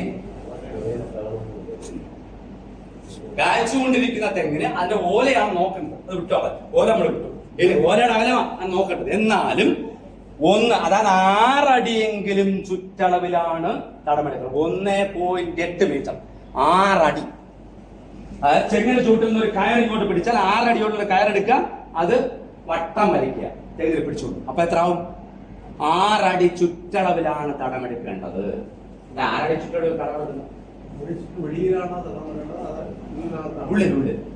അതായത് ആ തടത്തിന്റെ മധ്യഭാഗത്തേക്ക് നമ്മൾ കയറി പിടിച്ചാൽ, തട ഇങ്ങനെ വയ്ക്കൂലേ, മധ്യഭാഗത്ത് കയറെത്തിയാൽ 6 അടി ഉണ്ടാക്കുക. അല്ലെ അകം, ശരിക്കും അകം കിട്ടണമെന്ന് നമ്മൾ പറയാം. തടത്തിന്റെ അകമാണ്, ഈ 6 അടിക്ക് അകത്താണ് നമ്മൾ വളം ചെയ്യേണ്ടത്. അതുകൊണ്ടാണ് അങ്ങനെ തടം പിടിക്കാൻ പറയുന്നത്. അതായത് തെങ്ങിന് വളം കൊടുക്കുമ്പോൾ എവിടെയെങ്കിലും അല്ല വളം കൊടുക്കുന്നത്, നമ്മൾ തെങ്ങിനെ ഒരു സ്ഥലത്ത് ഇരുത്തുക. നിന്നെ ഞങ്ങൾ ഒരു മുറിക്കകത്തിരുത്തിയിരിക്കുന്നു, നീ അവിടെ നിന്ന് അനങ്ങണ്ട. പിന്നെ നമ്മളെന്താ ചെയ്യാ? നിനക്കുള്ള ഭക്ഷണമെല്ലാം ഞാൻ അവിടെ തരും. നീ വെളിയിലോട്ട് പോയിട്ട് അതിന്റെ ഇടയിൽ ഞാൻ ഇടവേള കൃഷി ചെയ്യുന്നുണ്ട്. അവിടെ വാഴയ്ക്ക് കൃഷി, വാഴ നടന്നുണ്ട്, അവിടെ ഇഞ്ചി നടന്നുണ്ട്. അതാ തെങ്ങിന് ഇത്രയും അകലത്ത് നട്ടാനുള്ള ഏറ്റവും വലിയ ഗുണമതാ ഇടവേള കൃഷി ചെയ്യാം. അത് വലിയൊരു ആദായം, തെങ്ങിനേക്കാൾ ചിലപ്പോൾ ആദായം കിട്ടും. അവിടെ ഇഞ്ചി നടന്നുണ്ട്, വാഴ നടന്നുണ്ട്, കുരുമുളക് നടന്നുണ്ട്, ഏലം നടന്നു, സോറി പിന്നെ ഗ്രാമ്പൂ നടന്നുണ്ട്, അല്ലെങ്കിൽ നമ്മുടെ വില കൂടിയ കൊക്കോ, പണ്ട് കൊക്കോ ഉണ്ടായിരുന്നു. ഇപ്പൊ കൊക്കോ ഒക്കെ പോയിട്ട് ബാക്കിയുള്ള ഉണ്ടാകുന്നൊരു പൈസ ഉണ്ടാക്കി. അപ്പം കൊക്കോ ഞാൻ നടന്നുണ്ട്. അവിടേക്ക് പോയി നീ വളമെടുക്കണ്ട. അവിടെ പോയി അവനുമായിട്ട് നീ അടി കൂടണ്ട. നിനക്കുള്ള പക്ഷം ഞാൻ എവിടെ തരും? ഈ പുറത്തോട്ട് വന്നാൽ നിന്നെ ഞാൻ വിടത്തൂല്ല. നീ പുറത്തോട്ട് വരണം. നിന്നെ ഈ 6 അടിക്കകത്ത് ഒതുക്കി നിർത്തുക. അപ്പൊ എന്ത് ചെയ്യണം? അവന് കഴിക്കാനുള്ള ഭക്ഷണമെല്ലാം നമ്മൾ അവിടെ കൊണ്ട് കൊടുക്കണം പാകത്തിൽ. അതാണ് പറയുക. കൊച്ചിനോട് പറയുന്നത്, ഞാൻ ടി വി സീരിയൽ, ഇപ്പൊ അത്യാവശ്യം സീരിയൽ ഈ സമയത്ത് ഈ വന്നിട്ട് പണം ഉണ്ടാക്കാൻ നടക്കില്ല. സീരിയൽ കണ്ടുകൊണ്ടിരിക്കാൻ ചോറ് അവിടെ ഇട്ട് വെച്ചിട്ട് വേണമെങ്കിൽ പോയി എടുത്ത് വെച്ചോളാം, വേണമെങ്കിൽ പോയി എടുത്ത് കഴിച്ചോളണം. കൊച്ചിനെ പോയി വിശക്കുമ്പോ പോയി എടുത്ത് കഴിച്ചോളണം. തെങ്ങിനോ സസ്യങ്ങൾക്ക് അത് പറ്റില്ല. അപ്പൊ എന്ത് ചെയ്യണം? കുഞ്ഞായിരുന്നപ്പോ നമ്മൾ കൊച്ചിനെ എങ്ങനെ നോക്കി അതുപോലെ, അതായത് അവനുള്ള ഭക്ഷണം ആവശ്യമുള്ള സമയത്ത് ഉരുട്ട് റെഡിയാക്കി അവന്റെ വായിൽ വെച്ച് കൊടുക്കണം. മിനിമം അവന്റെ കൈകളിലെങ്കിലും ഉരുളയായി കൊടുക്കണം. കൈ എവിടെ? അതാണ് ഫീഡിങ് റൂട്ട് എന്ന് പറയാം. അതിന്റെ ഫീഡിങ് റൂട്ട് മുഴുവൻ ഈ 6 അടിയിലേക്ക് നമ്മൾ ഒതുക്കി നിർത്തിയിട്ട് ആ 6 അടിയിൽ ചുറ്റുമായി വിതറിയാണ് എല്ലാ വളവും കൊടുക്കേണ്ടത്. വേറെ പുറത്തോട്ട് നമ്മൾ ആ 6 അടിക്ക് ചുറ്റും 6 അടി ചുറ്റളവ് ചുറ്റിൽ വിതറി മണ്ണുമായിട്ട് മിക്സ് ചെയ്ത് കൊടുക്കും. എന്ത് വളവും കൊടുക്കുമ്പോൾ മണ്ണുമായിട്ട് സൂക്ഷ്മമൂലങ്ങളുടെ കാര്യങ്ങളൊക്കെ വളപ്രയോഗം പിന്നെ പറയും. അപ്പൊ കൊടുക്കേണ്ട രീതി ഇങ്ങനെയാണ്. അതിൽ ഇടണം. എന്നിട്ട് എന്ത് ചെയ്യണം? ഒന്നുകിൽ ഇതുപോലെ ജൈവ പൊത കൊടുക്കണം, അല്ല അത് പയറുകൊണ്ട്, അല്ല എന്നുണ്ടെങ്കിൽ ഇതുപോലെ പൊതയിട്ട് സൂക്ഷിക്കണം. കൊടുക്കുന്ന വളം പൂർണ്ണമായും അതിന് കിട്ടണം. അപ്പൊ അതിന്റെ കൈകളിലേക്കാണ് കൊടുക്കുന്നത്, ഫീഡിംഗ് റൂട്ടിലേക്കാണ് കൊടുക്കുന്നത്. കൃത്യമായ അളവിൽ, കൃത്യമായ സമയത്ത്, കൃത്യമായ സ്ഥലത്ത്. 3 കാര്യങ്ങളാണ് അത് വരുന്നത്. കൃത്യമായ അളവിൽ, കൃത്യമായ സമയത്ത്, കൃത്യമായ സ്ഥലത്ത്. കൃത്യമായ അളവിലെടുത്ത് കൃത്യമായ സമയത്ത് കൊടുത്തു. എവിടെയെങ്കിലും കൊണ്ട് കൊടുത്താൽ പോരാ, കൃത്യമായ സ്ഥലത്ത് തന്നെ കൊടുത്തതിന് ശേഷമാണ് പത്തല. എല്ലാ സസ്യങ്ങളുടെ കാര്യത്തിലാണ് അവിടെ തന്നെ നമ്മൾ കൊടുക്കുക. സമയത്തും സ്ഥലത്തും കൃത്യമായ അളവിൽ.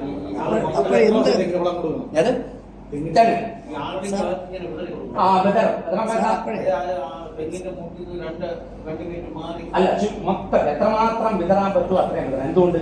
അതിന്റെ ഫീഡിംഗ് റൂട്ട് ഒരു സ്ഥലത്തല്ല ഇരിക്കുന്നത്, പലയിടത്തായിട്ട് ഇങ്ങനെ വ്യാപിച്ചു വരിക. ആ ഫീഡിംഗ് റൂട്ടിലെല്ലാം കൂടി കൊടുക്കണം. അപ്പൊ എല്ലായിടത്തും കൂടി എത്തിയാലേ അത് പരമാവധി എടുക്കാൻ പറ്റും. ചിലപ്പോ നമ്മൾ ഒരിടത്തോട്ട് കിട്ടു, അവിടത്തെ ഫീഡിംഗ് റൂട്ട് അവിടെ വെട്ടുകൊണ്ട് മുറിഞ്ഞു പോയിരിക്കാന്ന് വെച്ചോ.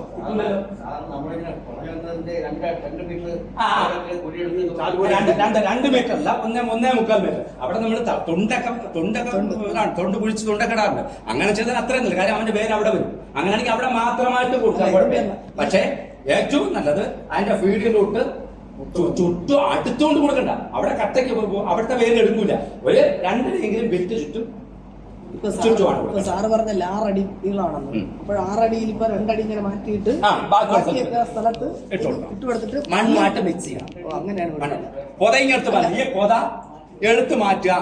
ഇതിന് വലിയൊരു സംഭവം നടന്നു. ഇതേ കടക്കിലെ കൃഷി ഫലത്തിൽ ഞാൻ ജോലി തിരിക്കുമ്പോൾ കുമ്മായി ഇടാൻ പറഞ്ഞു. ഓർക്കുക, തെങ്ങിന് വളക്കുറച്ച് ഞാൻ പറയാത്തോണ്ടാണ്. 2 പ്രാവശ്യമായിട്ടാണ് തെങ്ങിന് 2 അല്ല 4 ആക്കിക്കൊന്നു. അളവൊന്നും തന്നെ ആയിരിക്കും. 4 അല്ല എത്ര പ്രാവശ്യമായിട്ട് ട്രിപ്പിൽ കൂടെ നമ്മൾ ദിവസവും കൊടുത്താലും വളരെ നല്ലതാണ്. എല്ലാ ദിവസവും ആവശ്യമുണ്ട്. പക്ഷേ 2 പ്രാവശ്യമെങ്കിലും മിനിമം. ഈ 2 പ്രാവശ്യവും കുമ്മായം കൊടുത്ത് 15 ദിവസം കഴിഞ്ഞിട്ടാണ് വളം കൊടുക്കേണ്ടത്. 1 കിലോ കുമ്മായമാണ് ഒരു തെങ്ങിന് ആവശ്യം ഒരു വർഷം. 1 കിലോ കുമ്മായം, അതിനേക്കാൾ കുറച്ചുകൂടി നല്ലതാണ് ഡോളോമൈറ്റ്. കാര്യം മെഗ്നീഷ്യം കൂടി ഉണ്ട്. ഡോളോമൈറ്റ് ഈ ചാണകത്തിൽ കൂടെ മിക്സ് ചെയ്ത് വേണം. ഒരു കാരണവശാലും മിക്സ് ചെയ്യാൻ പാടില്ല. കുമ്മായമോ ഡോളോമൈറ്റോ വേറെ ഒരു വളവുമായിട്ടും മിക്സ് ചെയ്യാൻ പാടില്ല. ഇത് സെപ്പറേറ്റ് ആണ് കൊടുക്കേണ്ടത്. എവിടാണ് കൊടുക്കേണ്ടത്? മണ്ണിലാണ് കൊടുക്കേണ്ടത്. നനവുള്ളപ്പോഴാണ് കൊടുക്കേണ്ടത്. അവിടെ കടക്കി ചെയ്തപ്പോ എന്റെ മുകളിൽ കൊണ്ടിട്ടു. ഞാൻ പറഞ്ഞു, നിങ്ങളുടെ മുഴുവൻ പേരുടെ ശമ്പളത്തിൽ പിടിക്കുന്നു. കാര്യം എന്താ? ഒരു ഗുണമില്ല. ഇതെന്താ? ഈ പൊതയെല്ലാം എടുത്തു മാറ്റിയിട്ട് ഈ മണ്ണിൽ വിതറിയിട്ട് മണ്ണുമായിട്ട് ഇളക്കി കൊടുക്കണം. എന്നിട്ട് മഴയില്ല എന്നുണ്ടെങ്കിൽ നനച്ചു കൊടുക്കണം. എത്ര ദിവസം വരെ? 3 ദിവസത്തിലൊരിക്കൽ, 15 ദിവസം, 2 ആഴ്ച കഴിഞ്ഞ് മാത്രമേ പിന്നെ തെങ്ങിന് വളം ചെയ്യാൻ പാടുള്ളൂ. അതായത് ഈ അമ്മട രസം മാറി കിട്ടണമെങ്കിൽ 2 ആഴ്ച എടുക്കും. അപ്പൊ തെങ്ങ് കൃഷിക്കാരനാണെങ്കിൽ ഡോളോമൈറ്റ് കൃത്യമായി 1 കിലോ ഒരു തെങ്ങിന് കൊടുത്തിരിക്കുക. ഇനി മണ്ണ് പരിശോധിച്ചാണെങ്കിൽ അത്ര അത് രണ്ടാ. മെഗ്നീഷ്യം മറ്റേ കാൽസ്യം മാത്രമാണ്, കാൽസ്യം ഓച്ചർ എന്ന് പറയും, കാൽസ്യം മാത്രം അടങ്ങിയിട്ടുള്ളതാണ് കുമ്മായം എന്ന് പറയുന്നത്. മറ്റിനകത്ത് മെഗ്നീഷ്യം കൂടെ അടങ്ങിയിട്ടുണ്ട് ഡോളോമൈറ്റ്. അതൊരു പാറപ്പൊടിയാണ്, മൈൻ ചെയ്തെടുക്കുന്ന ഭൂമിയിൽ നിന്ന് മൈൻ ചെയ്തെടുക്കുന്ന ഡോളോമൈറ്റ്. അത് കുമ്മായത്തെ പോലെ തന്നെ യാതൊരു വ്യത്യാസമില്ല. അളവെല്ലാം കറക്റ്റ് ചെയ്യുന്ന പ്രവർത്തിക്കുന്നത് ഇതുപോലെ തന്നെ. ഒരു വെടിക്ക് 3 പക്ഷിയാണ് അതിനകത്ത്. കുമ്മായം ചേർക്കുമ്പോൾ 1 വെടിക്ക് 2 പക്ഷി. കാൽസ്യം എന്ന് പറയുന്ന മൂലകത്തിന് കിട്ടും, കൂടാതെ മണ്ണിലെ അമ്ലത മാറി കിട്ടും. മെഗ്നീഷ്യം ചേർക്കുമ്പോൾ കാൽസ്യം അതിന് കിട്ടും, അമ്ലത മാറി കിട്ടും. മെഗ്നീഷ്യം എന്ന് പറയുന്ന സൂക്ഷ്മമൂലകം അധികമായിട്ട് കൊടുക്കണം. തിരുവനന്തപുരം കൊല്ലം ജില്ലയിലെ മണ്ണിനകത്ത് മെഗ്നീഷ്യം കുറവാണ്. അതുകൊണ്ട് നമുക്ക് വടക്കൻ ജില്ലകളിൽ അത്ര വേണ്ട. തിരുവനന്തപുരം കൊല്ലം ജില്ലയുടെ മണ്ണിൽ നമുക്ക് ഡോളോമൈറ്റ് ആണ് ഏറ്റവും നല്ലത്. പക്ഷേ നല്ല കമ്പനിയുടെ നല്ല ഡോളോമൈറ്റ് വാങ്ങിക്കണം. പാറപ്പൊടിയായിട്ട് മിക്സ് ചെയ്ത് മോശം സാധനം വാങ്ങരുത്. നല്ല കമ്പനിയുടെ നല്ല ഡോളോമൈറ്റ് തന്നെ സെലക്ട് ചെയ്യണം. കൃഷിഭവൻ കിട്ടും. ഒരു നല്ല കമ്പനിയുടെ ആയിരിക്കും അവിടെ കേര ഗ്രാമത്തിൽ അവിടെ കിട്ടും. അപ്പൊ അങ്ങനെ ഉള്ളതാണെങ്കിൽ അങ്ങനെ തന്നെ സെലക്ട് ചെയ്യണം. ഇടേണ്ടത് ഇങ്ങനെയാണ്. 1 വർഷം 2 പ്രാവശ്യമായിട്ട്. കൃഷിഭവനിൽ നിന്ന് വരുന്നത് അത്രയൊന്നും ഉണ്ടാവില്ല, ക്വാണ്ടിറ്റി ഇത്ര ഉണ്ടാവില്ല, കുറച്ചേ ഉണ്ടാവുള്ളൂ. അല്ല അങ്ങനല്ല, നമ്മൾ ബാക്കി വാങ്ങിയിടണം. അങ്ങനെയല്ല സാർ, ഇത്ര തെങ്ങിന് ഇത്ര അതുണ്ട്. പക്ഷെ തെങ്ങിന് കൊടുക്കേണ്ടത് 1 വർഷം ഇത്രയാണ് അതിന്റെ കണക്ക് എന്ന് പറഞ്ഞാൽ. ഇതിന് ശേഷമാണ് എന്ത് ചെയ്യേണ്ടത്? വളം കൊടുക്കണം. 15 ദിവസം കഴിഞ്ഞ് 2 പ്രാവശ്യം കൊണ്ടാണ്. പക്ഷെ വളത്തിന്റെ അളവ് നേരത്തെ ഞാൻ കാണിച്ചു. വളത്തിന്റെ അളവ് പ്രത്യേകമാണ്. ഓരോ തെങ്ങിനും വ്യത്യസ്തമാണ്, ഓരോ മണ്ണിനും വ്യത്യസ്തമാണ്. തീർച്ചുടിക്കൊന്ന്, പൊക്കം കൂടിയ തെങ്ങിനൊന്ന്, സാധാരണ പരിചരണം കൊടുക്കുന്നതിനൊന്ന്, നല്ലതായ പരിചരണം കൊടുക്കുന്നതിനൊന്ന്, മഴയെ ആശ്രയിച്ച് കൊടുക്കുന്നതിനൊന്ന്, പിന്നെ അല്ല ജലസേചനത്തിനെങ്കിലൊന്ന്, ഇങ്ങനെ വ്യത്യാസപ്പെട്ടിരിക്കും വളം കൊടുക്കുന്നത്. അതെല്ലാം നിങ്ങളുടെ അടുത്ത ക്ലാസ്സുകൾക്ക് പറയും. അതുകൊണ്ടാണ് അതിനെക്കുറിച്ച് വിശദമായിട്ട് പറയാത്തത്. അപ്പൊ ഇത്രയും വ്യത്യാസമുണ്ട്. പക്ഷെ കൊടുക്കേണ്ട രീതിയാണ് ഞാൻ പറഞ്ഞത്. ഇങ്ങനെയാണ് കൊടുക്കേണ്ടത്. ഇനി ഈ 2 സ്പ്ലിറ്റ് ഡോസ് മെയ് ജൂണിലും സെപ്റ്റംബർ ഒക്ടോബറിലും, മഴയെ ആശ്രയിച്ചാണ് കൃഷി ചെയ്യുന്നവര്. മെയ് ജൂണിലും സെപ്റ്റംബർ ഒക്ടോബറിലും കുമ്മായം 1/2 കിലോ കുമ്മായം കൊടുത്തതിന് ശേഷമാണ് 2 ആഴ്ചയിൽ കൊടുക്കാൻ പറഞ്ഞു. 1 കിലോ മൊത്തം പറയുമ്പോൾ മെയ് ജൂണിൽ 1/2 കിലോ, സെപ്റ്റംബർ ഒക്ടോബറിൽ 1/2 കിലോ. അങ്ങനെ 1/2 കിലോ കുമ്മായം ഒക്ടോബറിലും മെയ് ജൂണിലും സെപ്റ്റംബർ ഒക്ടോബറിലും കൃത്യമായ ആണ് വളം കൊടുക്കേണ്ടത്. കൊടുക്കേണ്ട അളവ് ഞാൻ പറഞ്ഞു. ഇത് എടുത്ത് മാറ്റിയിട്ട് വളരെ പ്രധാനം. അതുകൊണ്ടാണ് വീണ്ടും ആവർത്തിച്ച് പറയുന്നത്. അതിന്റെ തടം കൃത്യമായി ഒരുക്കണം. ഈ തടം വെട്ടാൻ പറഞ്ഞാൽ വേര് മുഴുവൻ വെട്ടി പറിച്ചുകൊണ്ട് വന്ന് അങ്ങനെയല്ലേ എന്ത് ചെയ്യണം? ഈ തടം വെച്ചാൽ മതി എന്ന് പറഞ്ഞാൽ എന്താ? ഈ മണ്ണിന് അതായത് ഇതിന്റെ വേര് പറിച്ചുകൊണ്ട് വന്ന് ആ വളം മുഴുവൻ കൊണ്ടുവന്നല്ല തടം വെക്കേണ്ടത്. ഇതിന് പുറത്തുള്ള മണ്ണ് വെട്ടി തടം വയ്ക്കുന്നതാണ് ഏറ്റവും നല്ലത്. എന്നാൽ കളയുണ്ടായിരിക്കും ഇവിടെ പുറത്തുള്ള മണ്ണ് വെട്ടി. ഇപ്പൊ പണ്ടേ നമ്മുടെ ഒരു കൃഷിക്കാരടുത്ത് ജോലിക്കാരടുത്ത് പറഞ്ഞാൽ അവർക്കൊരു കുഴപ്പമുണ്ട്. വേര് കംപ്ലീറ്റ് വെട്ടി റെഡിയാക്കി. അങ്ങനെയല്ല, അനാവശ്യമുള്ള വേര് അവിടെ നിന്നോട്ടെ. വേരാണ് അതിന് ഗുണം ചെയ്യുന്നത്. പിന്നെ വേര് ചില സമയത്ത് നമ്മൾ വെട്ടും. ഈ തെങ്ങിന് മുകളിലേക്ക് തടിയിലേക്കൊക്കെ വരുന്ന വേരിനെ ചിലപ്പോൾ നമ്മൾ അപൂർവമായിട്ട് ചെയ്യാറ്. പക്ഷേ ഒരിക്കലും അതിന്റെ വേരിനെ അനാവശ്യമായിട്ട് നശിപ്പിക്കരുത്. പുറത്തുള്ള മണ്ണ് വെച്ചാലും ഒരു തടം മതി നമുക്ക്. എന്തിനായി തടം വെട്ടുന്നത്? അതിനകത്ത് എല്ലാം കിട്ടാൻ വേണ്ടിയാ. മഴ പെയ്യുമ്പോഴും അതിനകത്ത് വെള്ളം നിന്നിട്ട് താഴണം. അപ്പൊ ഒരെണ്ണം നഷ്ടപ്പെട്ടു പോകും. അപ്പൊ അതിനുള്ളിൽ മുഴുവൻ വളവും അതിനകത്താണ് പോട്ടെ. ഇനി ഡ്രിപ്പാണ് ഏറ്റവും നല്ലത്. തെങ്ങിന് ഏറ്റവും നല്ല പരിചരണം തമിഴ്നാട്ടിൽ മുഴുവൻ ചെയ്യുന്നത് ഏതാ? Drip irrigation. അതും കൂടെ അതിന്റെ കൊടുത്ത് പറഞ്ഞു പോവാം. അത് നല്ല കൃഷിക്കാരുള്ളത് അവിടെ ഉണ്ടോ? 2 ട്രിപ്പ് 4 ട്രിപ്പാണ് അവർ കൊടുക്കാറ്. 4 ഡ്രോപ്പിലായിട്ട് ഇങ്ങനെ ഡ്രിപ്പ് വലിച്ചു പോകും. 4 സ്ഥലത്തായിട്ട് നല്ല ഹോള് കൊടുക്കും. ആ 4 ഇല്ലാണ്ട് തുള്ളിയായി ഒരു 4 മുതൽ 8 മണിക്കൂർ കൊണ്ട് വെള്ളം കൊടുക്കും. അതിനകത്ത് 1 മണിക്കൂർ അവർ വളം കൊടുക്കും. അതായത് ഫെർട്ടിഗേഷൻ എന്നാണ് പറയാം. ഫെർട്ടിഗേഷൻ വളവും വെള്ളവും കൂടി ഒരുമിച്ച് കൊടുക്കും. ഒരു തെങ്ങിന് അവർ 3 ദിവസത്തിലൊരിക്കലാണ് വളം കൊടുക്കാറ്, അല്ലെങ്കിൽ 5 ദിവസത്തിലൊരിക്കലായിരിക്കും വളം. ഷെഡ്യൂളുണ്ട് അവിടെ. തമിഴ്നാട്ടിലെ മണ്ണിനനുസരിച്ച് ഷെഡ്യൂളുണ്ട്. നമുക്കാണെങ്കിൽ നമ്മൾ 3 ദിവസത്തിൽ, വാഴയ്ക്കാണെങ്കിൽ 3 ദിവസത്തിലൊരിക്കലാണ് ഫെർട്ടിഗേഷൻ കൊടുക്കാറ്. അവിടെ ഈ രീതിയാണ് അവലംബിക്കുന്നത്. അങ്ങനെ ചെയ്താൽ കള പോലും വളരത്തില്ല. അവിടെ നമ്മളിപ്പോ ഷീറ്റ് ഞാൻ തമിഴ്നാട്ടിൽ കഴിഞ്ഞ പോയപ്പോ അവിടെ തെങ്ങിന്റെ ചുവട്ടിൽ ഈ ആർഡി കുഴി ഈ പറയുന്നതിനായിട്ട് തടവെടുത്തിട്ട് ആ ആർഡിക്കുള്ള സ്ഥലം മുഴുവൻ പോളിത്തീൻ ഷീറ്റ് പിടിച്ചിരിക്കുക അവർ. കാര്യം ഈ അതിനടിയിലുള്ള ട്രിപ്പ് പോയിരിക്കുക. ആ കുടുക്കുന്ന വളം ഒരെണ്ണം പോലും അത് നഷ്ടപ്പെടാൻ പാടില്ല. ഒരു ഭാവിയായി പോകാനോ സൂര്യപ്രകാശനോ കള വളരാനോ അതിനകത്ത് അനുവദിക്കുന്നില്ല. ബാക്കി തടത്തിൽ മാത്രമാണ് പയർ പൊട്ടിക്കുന്നത്. പയർ അപൂർവമായിട്ട് അവർ ചെയ്യാറുള്ളൂ. അവർ മുഴുവൻ രാസവളവും ട്രിപ്പും ഒക്കെ ഉപയോഗിച്ചത് ലാഭമാണ്. അവർക്ക് എന്നും ജോലിക്കാർ നിർത്തി കൊടുക്കുന്നത്. നമുക്ക് അതാണ് വളം കൊടുക്കണമെങ്കിൽ തന്നെ എത്ര ജോലിക്കാർ വേണം? ഒരു 10 ഏക്കറിൽ തെങ്ങിന് വളം കൊടുക്കണമെങ്കിൽ എത്ര പേരുടെ പണിയാണ് ഇല്ലേ? അപ്പൊ ആ പണി കൂടി ഇല്ല. പക്ഷെ ആദ്യം ട്രിപ്പിന് വേണ്ടി പൈസ അധികം മുടക്കും. അല്ല മുടക്കുന്ന ഒരു നഷ്ടമില്ല. ഏകദേശം ആ ട്രിപ്പ് ഒരു 5-6 വർഷം നിൽക്കും. പിന്നെ ഫ്ലോഗ് ചെയ്തൊപ്പം അത് വലിച്ചു മാറ്റിട്ട് പുതിയിട്ട് കൊടുത്താൽ മതി. ഒരു 5-6 വർഷം നമുക്ക് ഒരേ ട്രിപ്പിന് തന്നെ ഉപയോഗിക്കാം. അപ്പൊ എത്ര രൂപയാണ് ലാഭം എന്നറിയാം. ഒരുപാട് ജോലിക്കാർക്കുള്ള ജോലിക്ക് മുഴുവൻ ലാഭം വരികയാണ്. പക്ഷെ തെങ്ങിന് നല്ലതാണ്, പ്രകൃതിക്ക് നല്ലതാണ്. കാര്യം അവനുള്ള ഭക്ഷണം അവന്റെ കൈകളിൽ നേരിട്ട് അവന്റെ ഫീഡിങ് റൂട്ടിൽ നേരിട്ട് ഡ്രോപ്പായിട്ട് ഒരു ദിവസം അവന് 3 ഗ്രാം നൈട്രജൻ അല്ലെങ്കിൽ 3 ഗ്രാം യൂറിയ 3 ഗ്രാം പൊട്ടാഷ് ആവശ്യമുണ്ടെങ്കിൽ പന്തിപക്ഷമില്ലാതെ ആ തോട്ടത്തിലെ മുഴുവൻ തെങ്ങിനും എന്ത് ചെയ്യും? ഈ ട്രിപ്പിലൂടെ അവന് കിട്ടും. അപ്പൊ നമ്മള് ഹൈടെക് കൃഷിയിലേക്ക് പോകുമ്പോൾ ഞാൻ നേരത്തെ പറഞ്ഞ പോലെ പിന്നെ ഇളനീർ കൃഷിയാണ് നിങ്ങൾ ചെയ്യുന്നതെങ്കിൽ അവിടെ നിങ്ങൾ തോട്ടം നിങ്ങൾക്ക് എവിടെയെങ്കിലും പോയി പൈസ ഉണ്ടെങ്കിൽ എടുത്ത് ചെയ്യാമെങ്കിൽ അവിടെയെല്ലാം ആദ്യം ഓർമ്മിച്ചിരിക്കുക. അവിടെ എന്ത് ചെയ്യണം? ട്രിപ്പ് സംവിധാനം തെങ്ങിനുണ്ട്. സർക്കാരിന്റെ സബ്സിഡി ഉണ്ട്. 75% സബ്സിഡി ഉണ്ട്. കേന്ദ്ര ഗവൺമെന്റ് സബ്സിഡി ഉണ്ട്. ആ ട്രിപ്പ് സംവിധാനം ഏർപ്പെടുത്താം. അത് വലിയ ലാഭമാണ്. അതിപ്പോ ഇവിടെ ആർക്കും വേണ്ടാത്തുള്ള ആ പൈസ എല്ലാം നമ്മൾ തിരിച്ചു കൊടുത്തുകൊണ്ടിരിക്കുക. ആരും ഇതിനകത്ത് വരുന്നില്ല. എല്ലാവർക്കും പിന്നെ ഇതൊന്നും ചെയ്യാനുള്ള ഒരു മാനസികാവസ്ഥയില്ല. അതാണ് ഇതിന്റെ പ്രശ്നം. പക്ഷെ നമ്മുടെ വെള്ളത്തിന് ചില പ്രശ്നമുണ്ട്. ഫ്ലോയിങ് അതിനകത്ത് ഈ ആളുകളൊക്കെ വളർന്നുണ്ട്. അത് നമ്മൾ ഇടയ്ക്കിടയ്ക്ക് അത് വൃത്തിയാക്കാൻ കൂടി നമ്മൾ തന്നെ പഠിച്ചിരിക്കുക. അപ്പൊ നമുക്ക് ഒരുപാട് തൊഴിലാളി ലാഭം വരാം. വളമിടുന്ന തൊഴിലാളി വേണ്ട. ഒരു കാര്യം ആകെ കുമ്മാടുന്നതോ മറ്റോ മാത്രം മതി ഇത്തിരി ആൾക്കാർ. ബാക്കി എല്ലാ വളവും നമ്മൾ ട്രിപ്പിലൂടെ തന്നെ കൊടുക്കും. ഇനി തെങ്ങിന്റെ കാര്യത്തിൽ ആൾക്കാർ പറയുമായിരിക്കും. എന്നാലും ഞാൻ പറയുന്നു, തെങ്ങിന്റെ ാണ് ഇനിയിപ്പോ വരാൻ പോകുന്ന ഏറ്റവും വലിയ പ്രശ്നം. ഒന്ന് രോഗങ്ങളും കീടങ്ങളും അതും പറയാത്താണ് അടുത്ത പ്രൊഫസർ ചോദിച്ചോളാം. ആ മച്ചിക കൊഴിച്ചിലിന് സൂക്ഷ്മ മൂലകങ്ങളുടെ കുറവ് വലിയ പ്രശ്നമാണ്. തെങ്ങിന് നിർബന്ധമായും പൊട്ടാഷും ബോറാക്സും കൊടുത്തിരിക്കണം. പൊട്ടാഷ് നമ്മൾ നിർബന്ധമാണ്. യൂറിയയും പൊട്ടാഷും കൊടുക്കണം. അതിന്റെ അളവെല്ലാം ടീച്ചറോട് അടുത്ത ആളുകൾ പറയും. രോഗങ്ങളെ കുറിച്ചും കീടങ്ങളെ സൂക്ഷ്മ മൂലകങ്ങളെ കുറിച്ചും പറയും. അപ്പൊ ബോറാക്സും കൊടുക്കണം. ബോറാക്സ് എത്ര കൊടുക്കും?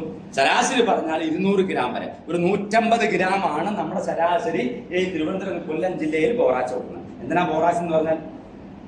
എണ്ണക്കുരുക്കൾക്കെല്ലാം, അതായത് ഫലത്തിൽ എണ്ണയുള്ള എല്ലാ സാധനത്തിനും എന്ത് വേണം? ബോറോൺ എന്ന് പറയുന്ന ഒരു മൂലകം വേണം. അതുകൊണ്ട് നമ്മൾ ബോറാക്സ് കൊടുക്കണം. എങ്ങനെ കൊടുക്കും? 150 ഗ്രാം ആണ് എങ്കിൽ അത് 3 സ്പ്ലിറ്റ് ഡോസ് ആയിട്ട് 3 കൊടുക്കണം. 4 മാസം ഇടവിട്ട് 10 കിലോഗ്രാം ജൈവവളവുമായിട്ട് 50 ഗ്രാം വെച്ച് മിക്സ് ചെയ്യണം. 10 കിലോഗ്രാം ജൈവവളമായിട്ട് അടുത്ത ആൾ പറയുമ്പോൾ കണക്കൊരുത്തി വ്യത്യാസപ്പെടുത്തിയായിരിക്കും. അത് പേടിക്കണ്ട, വലിയ പ്രശ്നങ്ങളൊന്നും ഇല്ലാത്ത കണക്ക്. സാറ് വരുമ്പോൾ അത് 200 ഗ്രാമായി പറഞ്ഞിരിക്കും. പ്രശ്നമൊന്നുമില്ല. ഞാൻ പറയുന്നത് 150 ഗ്രാമത്തിന്റെ കണക്ക് പറയാം. അപ്പം ആ മണ്ണ് പരിശോധിച്ചാലേ കൃത്യമായിട്ട് നമുക്ക് പറയാൻ പറ്റുള്ളൂ. എന്നാലും കണ്ണുമടച്ചുകൊണ്ട് ശരാശരി കണക്ക് പറഞ്ഞാൽ ബോറാക്സ് വാങ്ങിക്കാൻ കിട്ടും. മടക്കടയിൽ എല്ലാം അപ്പോൾ വാങ്ങിക്കാൻ കിട്ടുന്നു. ബോറാക്സ് ഒരു തെങ്ങിന് ഒരു വർഷം 150 ഗ്രാം കൊടുക്കണം. ഒരുമിച്ചാണോ കൊടുക്കുന്നത്? അല്ല, 3 പ്രാവശ്യമായിട്ടാണ് കൊടുക്കുന്നത്. എങ്ങനെ കൊടുക്കും? ഓരോ പ്രാവശ്യവും 10 കിലോഗ്രാം ജൈവവളമായിട്ട് മിക്സ് ചെയ്ത് ഈ പറയുന്ന ചുവട്ടിൽ മണ്ണുമായിട്ട് മിക്സ് ചെയ്ത് കൊടുക്കണം. മച്ചിക ഒഴിച്ചിലിന് ഒരു മാർഗം. ഇനി മച്ചിക ഒഴിച്ചിലിന് ഒരുപാട് കാരണങ്ങളുണ്ട്. മണ്ടയിൽ രോഗങ്ങളുണ്ടെങ്കിൽ മച്ചിക ഒഴിഞ്ഞു പോവാം. തേനീച്ചയില്ലെങ്കിൽ മച്ചിക ഒഴിഞ്ഞു പോവാം. ചുവട്ടിൽ വെള്ളം കെട്ടിയിരുന്നാൽ മച്ചിക ഒഴിഞ്ഞു പോവാം. വെള്ളം ഇല്ലെങ്കിൽ മച്ചിക ഒഴിഞ്ഞു പോവാം. പിന്നെ ചിലത് തന്തയുടെയും തള്ളയുടെയും ഗുണം കൊണ്ടും കൊഴിഞ്ഞു. എന്നാൽ പാരമ്പര്യമായിട്ട് മച്ചിക ഒഴിച്ചിൽ എന്നൊരു ഗുണം ഉണ്ട് എങ്കിൽ അവൻ ഇനി നമ്മൾ എന്ത് ചെയ്താലും പ്രയോജനമില്ല, അവൻ കൊഴിഞ്ഞുകൊണ്ടിരിക്കും. അതാ ഒരുപാട് ഗുണങ്ങൾ നോക്കാറുണ്ട്. തെങ്ങിന്റെ ഒരു തേങ്ങ സെലക്ട് ചെയ്യുമ്പോൾ അമ്മയെ അല്ലെങ്കിൽ അച്ഛനെ സെലക്ട് ചെയ്യുമ്പോൾ നമ്മൾ ഒരുപാട് നോക്കാറുണ്ട്. അതിന്റെ ക്രാഞ്ഞിലെ നീളം കുറവായിരിക്കണം. എന്താ ക്രാഞ്ഞിലെ നീളം കുറവെന്ന് പറഞ്ഞു? ക്രാഞ്ഞിൽ നീളം കൂടി എന്താ കുഴപ്പം? തെങ്ങിൽ നിന്ന് ക്രാഞ്ഞിലിന്റെ ആ ഭാഗം ഉണ്ട്, അത് നീളം കൂടി അതിന്റെ കൈക്ക് നീളം കൂടി എന്താ കുഴപ്പം? ഒഴിഞ്ഞു പോകും. നമുക്ക് പണ്ട് നമ്മൾ ഊന്ന് കൊടുക്കും. അതിപ്പോ ഏതെങ്കിലും തെങ്ങേറ്റക്കാരെ ഊന്ന് കൊടുക്കൂ? അത് വലിയ ചെലവുള്ളൊരു കാര്യമാണ്. സമയവും ചെലവും ഊന്ന് കൊടുക്കൽ എന്ന് പറയുന്ന പരിപാടി നമുക്കില്ല. പകരം ഈ കൊലകളെല്ലാം താങ്ങി നിർത്തേണ്ട ഉത്തരവാദിത്തം ആർക്കാണ്? അതിന്റെ ഓലകൾക്കാണ്. അപ്പൊ എന്ത് ചെയ്യണം? ഓലകൾക്ക് ശക്തി ഉണ്ടാകണം എന്ന് മാത്രമല്ല, കൊലയുടെ ഈ ക്രാഞ്ഞിലിന്റെ ഭാഗത്തിന് നീളം കുറവായിരിക്കണം. അതിനകത്ത് തെങ്ങിന്റെ മണ്ടയിൽ തന്നെ ഇങ്ങനെ ചേർന്നിരിക്കണം കൊലകളെല്ലാം. വെളിയിലോട്ട് വന്നിട്ട് അത് ഒടിഞ്ഞു പോകും. യാതൊരു പ്രയോജനമില്ല. കൊലയൊടിയുന്ന തെങ്ങിന്റെ തേങ്ങ ഒരു കാരണവശാലും എടുക്കാൻ പാടില്ല. ആ തെങ്ങിനെ ചില സമയത്ത് നമ്മൾ പറയാം, ആ തെങ്ങിനെ മുറിച്ചു കളഞ്ഞ കാര്യം അവ ഇഷ്ടം പോലെ കാക്കും. ഒരു പ്രയോജനമില്ല. കൊലയൊടിഞ്ഞ് എന്താ പ്രയോജനം? കൊലയൊടിയുന്ന തെങ്ങിന് ഏറ്റവും വലിയ ക്യാരക്ടറാണ് അതിന്റെ. കൊലയൊടിയാതിരിക്കുന്ന തെങ്ങെന്ന് പറഞ്ഞാൽ അതിന്റെ മണ്ടയിൽ തന്നെ ഇതെല്ലാം അടിങ്ങിയിരിക്കണം. അതിനാവശ്യമായ സോഴ്സ് അതിനകത്തുണ്ടാകണം. അപ്പൊ അതെല്ലാം ഇതിന്റെ ഗുണങ്ങളിൽപ്പെട്ടാണ് നമ്മൾ തെരഞ്ഞെടുക്കുമ്പോൾ. അപ്പൊ ഇതൊക്കെയാണ് നമ്മൾ ഇതിന്റെ ബാക്കി കാര്യം. ഇടവിള കൃഷി ചെയ്യണം. എങ്ങനെ തെങ്ങ് വളർന്നു വരുമ്പോൾ അതിനകത്ത് പരമാവധി ഉൽപാദനത്തിന് വേണ്ടി ആദ്യത്തെ 25 വർഷം വലുതായിട്ടൊന്നും നമുക്ക് ചെയ്യാൻ പറ്റില്ല. കാര്യം ഓലകൾ ഇങ്ങനെ ഏകദേശം തട്ടി നിൽക്കും, സൂര്യപ്രകാശം കിട്ടില്ല. ഒരു 8 വർഷം കഴിഞ്ഞാൽ തെങ്ങ് അങ്ങോട്ട് വളർന്നൊരു 8 വർഷം കഴിഞ്ഞാൽ അതിന്റെ ഇടയിലേക്ക് ധാരാളം 30% സൂര്യപ്രകാശം അതിന്റെ ഇടയിലേക്ക് വരും. ആ സൂര്യപ്രകാശത്തിനെ മൊത്തം നമ്മൾ ഉപയോഗിക്കണം. ഒരു സൂര്യപ്രകാശനെ നഷ്ടപ്പെടുത്താൻ പാടില്ല. ആ സൂര്യപ്രകാശം എവിടെയെല്ലാം ഉണ്ട് അവിടെ എല്ലാം നമ്മൾ ഇടവൊക്കെ ചെയ്യാം. ഏറ്റവും ലാഭകരമായി ചെയ്യാവുന്ന ഇടവൊക്കെ ചെയ്യുന്ന പൈനാപ്പിളാണ്. വില അറിയാലോ പൈനാപ്പിളിന്റെ. ഒരിക്കലും ഇപ്പൊ കിലോയ്ക്ക് ഇപ്പൊ ഏറ്റവും വലിയ വിലയുള്ള സമയം. ചില സമയങ്ങളിൽ ഒഴികെ ബാക്കി എല്ലാ സമയങ്ങളിലും 40-50 രൂപ കിലോയ്ക്ക് മാർക്കറ്റിൽ കിട്ടുന്നുണ്ട്. അതുകൊണ്ട് പൈനാപ്പിൾ മാത്രമല്ല, കേരളത്തിലൊരു പണ്ടത്തെ കണക്കല്ല, ഇപ്പൊ പൈനാപ്പിൾ ഒരുപാട് ഗുണങ്ങളുണ്ടെന്ന് പറയുന്നതുകൊണ്ട് എന്നും ആൾക്കാർ വാങ്ങുന്നുണ്ട്. പണ്ട് കടയിൽ നിന്ന് ആരും പൈനാപ്പിൾ വാങ്ങിച്ചോണ്ട് കണ്ടിട്ടില്ല. ഇപ്പൊ എല്ലാവരും പൈനാപ്പിൾ വാങ്ങിക്കുന്നത്. ഇടവിടെ കൃഷിയായിട്ട് പൈനാപ്പിൾ ചെയ്യാം. കുരുമുളക് എന്തും വിലയുള്ളതാണ്. ഈ വർഷം ഭയങ്കര വിലയായിരുന്നു. അപ്പൊ നന്നായി കുരുമുളക് ചെയ്യാം. കുരുമുളക് ചെയ്യുന്നതുകൊണ്ട് വേറൊരു മെച്ചം എന്ന് പറയുന്നത് തെങ്ങിന്റെ രോഗങ്ങൾ കുറഞ്ഞിരിക്കുകയും ചെയ്യും. ഈ കുരുമുളകും വാഴയും ചേനയും ചേമ്പും പൈനാപ്പിളും എല്ലാം ഈ തെങ്ങിനിടയിൽ വളർന്ന തെങ്ങിനിടയിൽ 8 വർഷം കഴിഞ്ഞ് തെങ്ങിനിടയിൽ കൃഷി ചെയ്താൽ ഒരുപക്ഷെ തെങ്ങിനേക്കാൾ കൂടുതൽ ആദായം കിട്ടും. മാത്രമല്ല, കാസർഗോഡ് CPCRയുടെ നേതൃത്വത്തിൽ ഒരു പഠനം ഈ അടുത്ത കാലത്ത് നടന്നത് ഇടവിള കൃഷി മൾട്ടി ലെവൽ ക്രോപ്പിംഗ് ഒരെണ്ണം താഴെ ഇഞ്ചി മഞ്ഞൾ, അതിന് മുകളിൽ ചേനാച്ചേമ്പ്, അതിന് മുകളിൽ വാഴ, അതിന് മുകളിൽ ഗ്രാമ്പൂ, അതുപോലുള്ള സാധനങ്ങൾ, അതിന് മുകളിൽ ഏതെങ്കിലും തടിയിൽ കുരുമുളക്, ഇങ്ങനെ ഇടകലർത്തി നടന്നുകൊണ്ടൊരു മെച്ചം എന്ന് പറയുന്നത് കൊമ്പൻ ചെല്ലിയുടെയും ചെമ്പൻ ചെല്ലിയുടെയും ആക്രമണം. അതെങ്ങനെ പറഞ്ഞു? കൃഷിയിടത്തിൽ കാസർഗോഡ് കർഷകരുടെ കൃഷിയിടത്തിൽ നടത്തിയ പഠനം ചെമ്പൻ ചെല്ലിയുടെയും കൊമ്പൻ ചെല്ലിയുടെയും ആക്രമണം പറഞ്ഞു. എന്ന് പറഞ്ഞാൽ ഈ ചെല്ലികളും പോലുള്ള സാധനങ്ങൾ ഈ ഒരെണ്ണത്തിലേക്ക് ആകർഷിച്ചു വരുന്നത് അതിനകത്തുണ്ടാകുന്ന ഒരു മണമാണ്. എല്ലാ ജീവികളും കൊമ്പൻ ചെല്ലി പോയി വാഴയെ ആക്രമിക്കാറില്ല, ചെമ്പൻ ചെല്ലിയും പോയി വാഴയെ ആക്രമിക്കാറില്ല. കൊമ്പൻ ചെല്ലിയും ചെമ്പൻ ചെല്ലി ഏതിനെ ആക്രമിക്കാറുള്ളൂ? എങ്ങനെ ആക്രമിക്കാറുള്ളൂ? എന്താ അതിനെ പറഞ്ഞ് അങ്ങനെ വിട്ടാം, അവിടെ തന്നെ പറഞ്ഞു വിട്ടാം. അങ്ങനെയാണ് അവിടെ പറഞ്ഞു വിട്ടിട്ടുണ്ട്. അത് തെങ്ങാണെന്ന് തിരിച്ചറിയുന്നത് അതിനകത്തുനിന്ന് നമ്മൾ ഒരു ഫൈറ്റോ ഹോർമോൺ നമ്മളൊക്കെ പഠിക്കുന്ന ഒരു ഫൈറ്റോ ഹോർമോൺ അതിനകത്ത് നമുക്കറിയാൻ പറ്റാത്തൊരു മണം. ഇതിന്റെ ഓരോ ഇല വരുമ്പോഴും ഓരോ കൂമ്പ് വരുമ്പോഴും വിരിയുമ്പോഴും എല്ലാം അതിനൊരു മണമുണ്ട്. ആ മണത്തിനെ ആകർഷിച്ചാണ് ഇത് ഇങ്ങോട്ട് വരിക. നമ്മൾ എന്ത് ചെയ്യുന്നു? അതിനെ ഒന്ന് മാറ്റുകയാണ്. അതാണ് നമ്മൾ വേപ്പം മണ്ണാക്കും മണലും കൂടെ ചേർത്തിട്ടു പാറ്റ കൂടി ഇട്ടു. അപ്പൊ തെങ്ങിന്റെ മണ്ടയിലെ മണം റിപ്പലന്റ് മണം മാറി. അപ്പൊ ഇത് തെങ്ങാണെന്ന് തിരിച്ചറിയില്ല ഒരു കാര്യം. പിന്നെ മണലിട്ടുകൊണ്ട് അതിന്റെ തലയിലൊക്കെ ഒരു മണത്തരിയൊക്കെ ഒന്ന് എത്തുമ്പോൾ എന്നാലും മണമാണ് അവിടുത്തെ പ്രധാനപ്പെട്ട കാര്യം. ഉറുമ്പൊടിയോടെ മിക്സ് ചെയ്യണ്ടേ? വേണ്ട, ഉറുമ്പൊടി മിക്സ് ആര് പറഞ്ഞു? പറയുന്നില്ല. എടുത്ത് ഉറുമ്പൊടിയൊന്നും കൈ കൊണ്ട് എടുക്കില്ലേ, ചത്തു ഉണ്ട്. രാസം സാധനങ്ങൾ ഉപയോഗിക്കുമ്പോൾ ഫിപ്രോനിൽ എന്ന് പറയുന്ന തരിയാണ്. ഞാൻ പറയുന്നില്ല, അത് പറയും. അതുകൊണ്ടാണ് ഫിപ്രോനിൽ എന്ന തരിയാണ് ഉപയോഗിക്കുന്നത്, ഉറുമ്പൊടിയല്ല. ഫിപ്രോനിൽ എന്ന തരിയാണ് നമ്മൾ ഉപയോഗിക്കാറ്. അതിനാണ് പാറ്റ കൂടിയും ഇതുകൂടാൻ പറഞ്ഞത്. നിവൃത്തിയില്ലാതെ ഫിപ്രോനിൽ അല്ലെങ്കിൽ കാർട്ടോഫൈറ്റോക്ലോർ എന്ന് പറയുന്ന തരി രൂപത്തിലുള്ള കീടനാശിനിയാണ് അവിടെ മണ്ടിയിലിടാറ്. അത് നമ്മൾ 2.5 മാസത്തിലൊരിക്കലോ 3.5 മാസത്തിലൊരിക്കലോ ഇട്ടാൽ മതി. അതിന്റെ അംശം അതിനകത്തുണ്ടാവും. അപ്പൊ എന്തൊന്നും ഈ മണം ഇങ്ങനെ മാറുന്നു. അപ്പൊ ഈ ഇടവിള കൃഷി ചെയ്യുമ്പോൾ എന്ത് പറ്റുമെന്ന് പറയാമോ? ഈ തെങ്ങിനെ ഇത് തിരിച്ചറിയില്ല. കാര്യം അവിടെ വാഴയുടെ മണമുണ്ട്, ഇഞ്ചിയുടെ മണമുണ്ട്, ചേമ്പിന്റെ മണമുണ്ട്, ചേനയുടെ മണമുണ്ട്. ഇതെല്ലാം കൂടി മിക്സായ ഒരു മണമാണ് ആ തോട്ടത്തിൽ. നമ്മുടെ മണമല്ല, നമ്മുടെ മൂക്കിൽ വരുന്ന അല്ലേ പറയുന്നത്. ഈ കീടങ്ങൾക്ക് മാത്രം തിരിച്ചറിയാവുന്ന ചില സ്മെല്ലുകളുണ്ട്. അത് അതിന്റെ ഹോസ്റ്റ് പ്ലാന്റിനെ, അതിന്റെ തെങ്ങ് ഏതാണെന്ന് അത് തിരിച്ചറിയുന്നത്. അവിടെ പോയി കടിക്കാനും, ചെമ്പൻ ചെല്ലിയാണെങ്കിൽ അവിടെ പോയി മുട്ടയിടാനും. കൊമ്പൻ ചെല്ലി ചാണകത്തിലാണ് മുട്ടയിടാം, ഉണ്ടാക്കുള്ളൂ. ചെമ്പൻ ചെല്ലി തെങ്ങിലാണ് മുട്ടയിടുക. അത് അവിടെ പോയി മുട്ടയിടാനൊക്കെ അതിനെ പ്രേരിപ്പിക്കുന്ന ആ ഒരു മണമാണ്. വാഴയുടെ തടപ്പുഴു ആ തടയിൽ പോയി മുട്ടയിടുന്നതിന്റെ കാര്യം ആ വാഴയിൽ നിന്ന് വരുന്ന ഒരു സ്മെല്ലാണ്. അതുകൊണ്ടാണ് വാഴക്കൈ ചേർത്ത് ചെത്തിയെടുത്ത് ഞെക്കിക്കളയാൻ പറഞ്ഞത്. വാഴക്കൈ, ഉണങ്ങിയ വാഴക്കൈയെല്ലാം തടയോട് ചേർത്ത് ചെത്തിയെടുത്ത ശേഷം കെട്ടി നിൽക്കുന്ന വെള്ളം കൂടി ഞെക്കിക്കളയാൻ. ഇല്ലെങ്കിൽ തടപ്പുഴിന്റെ വണ്ട് വന്ന് അതിനകത്ത് കുട്ടികളും എന്ന് പറയുന്നത് ഇത് തിരിച്ചറിയാതാക്കുക. അതാണ്. അപ്പൊ അതുകൊണ്ട് ഇടവിള കൃഷി വലിയ ലാഭവും തരും, രോഗങ്ങളും കീടങ്ങളും കുറഞ്ഞു വരും. തെങ്ങ് പ്രധാന വിളയായിട്ടോ എങ്ങനെയൊക്കെയാണ് ഇടവിള കൃഷി ചെയ്യാം എന്നുള്ളതാണ്. ഇതൊക്കെയാണ് ഇതിന്റെ ഇടവിള കൃഷി ചെയ്യേണ്ടത്. അവിടെ ഏതൊക്കെ കൃഷി ചെയ്യാം എന്നതിനെ കുറിച്ച് ഞാൻ ഇടയ്ക്ക് പറഞ്ഞു തരുന്നു. തെങ്ങ് കൃഷിക്കൊപ്പം സംരംഭങ്ങൾ എന്തെല്ലാം നടത്താം?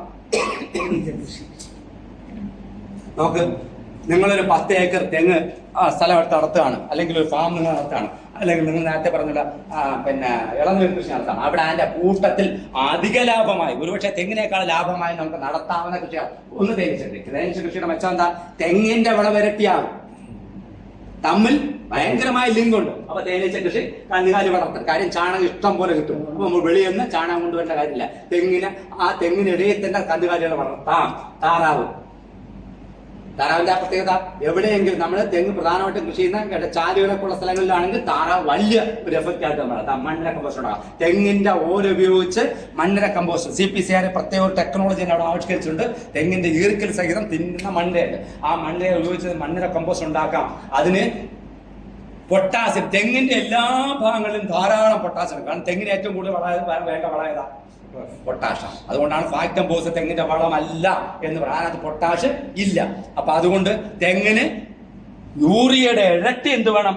പൊട്ടാഷ് കൊടുക്കണം. 1 കിലോ ആണ് യൂറിയ കൊടുക്കുന്നെങ്കിൽ ശരാശരി 2 കിലോ പൊട്ടാഷ് ഒരു തെങ്ങിന് വർഷം കൊടുക്കണം, 2 സ്പ്ലിറ്റ് ആയി. അല്ല, പൊട്ടാഷ് അതിനകത്ത് വളരെ പ്രധാനപ്പെട്ട കാര്യം. തെങ്ങിന്റെ ഇളനീരിലും തേങ്ങയിലും ഏറ്റവും കൂടുതലുള്ളത് ഏതാ? പൊട്ടാസ്യവും സോഡിയവും. ഞാൻ ആദ്യം പറഞ്ഞു, ഈ പൊട്ടാസ്യവും സോഡിയം എവിടെ നിന്ന് കിട്ടും? അതിന് മണ്ണിൽ നിന്നല്ലേ കിട്ടുള്ളൂ. അപൂർവം ചില സമയങ്ങളിൽ പകരം നമുക്ക് സോഡിയം, അതാണ് ഉപ്പ് ചേർക്കുന്നത്. അപൂർവം ചില സമയങ്ങളിൽ ഗതികെട്ടാ പുല്ലും തിന്നും എന്ന് പറയുന്നത് നമുക്ക് പൊട്ടാസ്യം കിട്ടിയിരിക്കാൻ വേണ്ടി സോഡിയം തിന്നും തെങ്ങ്. അതായത് അതിന് സോഡിയം പൊട്ടാസ്യം ധാരാളം ആവശ്യമുണ്ട്. മണ്ണിൽ ഇതുണ്ടെങ്കിലേ അതിന് വലിച്ചെടുക്കാൻ പറ്റുള്ളൂ. എങ്കിലേ എവിടെ ഉണ്ടാവുള്ളൂ? ഇളനീരിൽ അത് ഉണ്ടാവുള്ളൂ. എങ്കിലേ നമുക്ക് എന്ത് കിട്ടുള്ളൂ? നമുക്ക് എന്ത് കിട്ടുള്ളൂ? പൊട്ടാസ്യവും സോഡിയവും. നമുക്ക് പൊട്ടാസ്യം സോഡിയം കിട്ടും. അപ്പൊ മണ്ണിൽ ഉണ്ടെങ്കിലേ മനുഷ്യന് എന്ത് കിട്ടുള്ളൂ?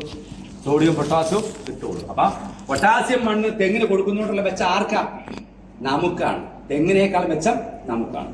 അതെല്ലാ കൃഷികളും അങ്ങനെ.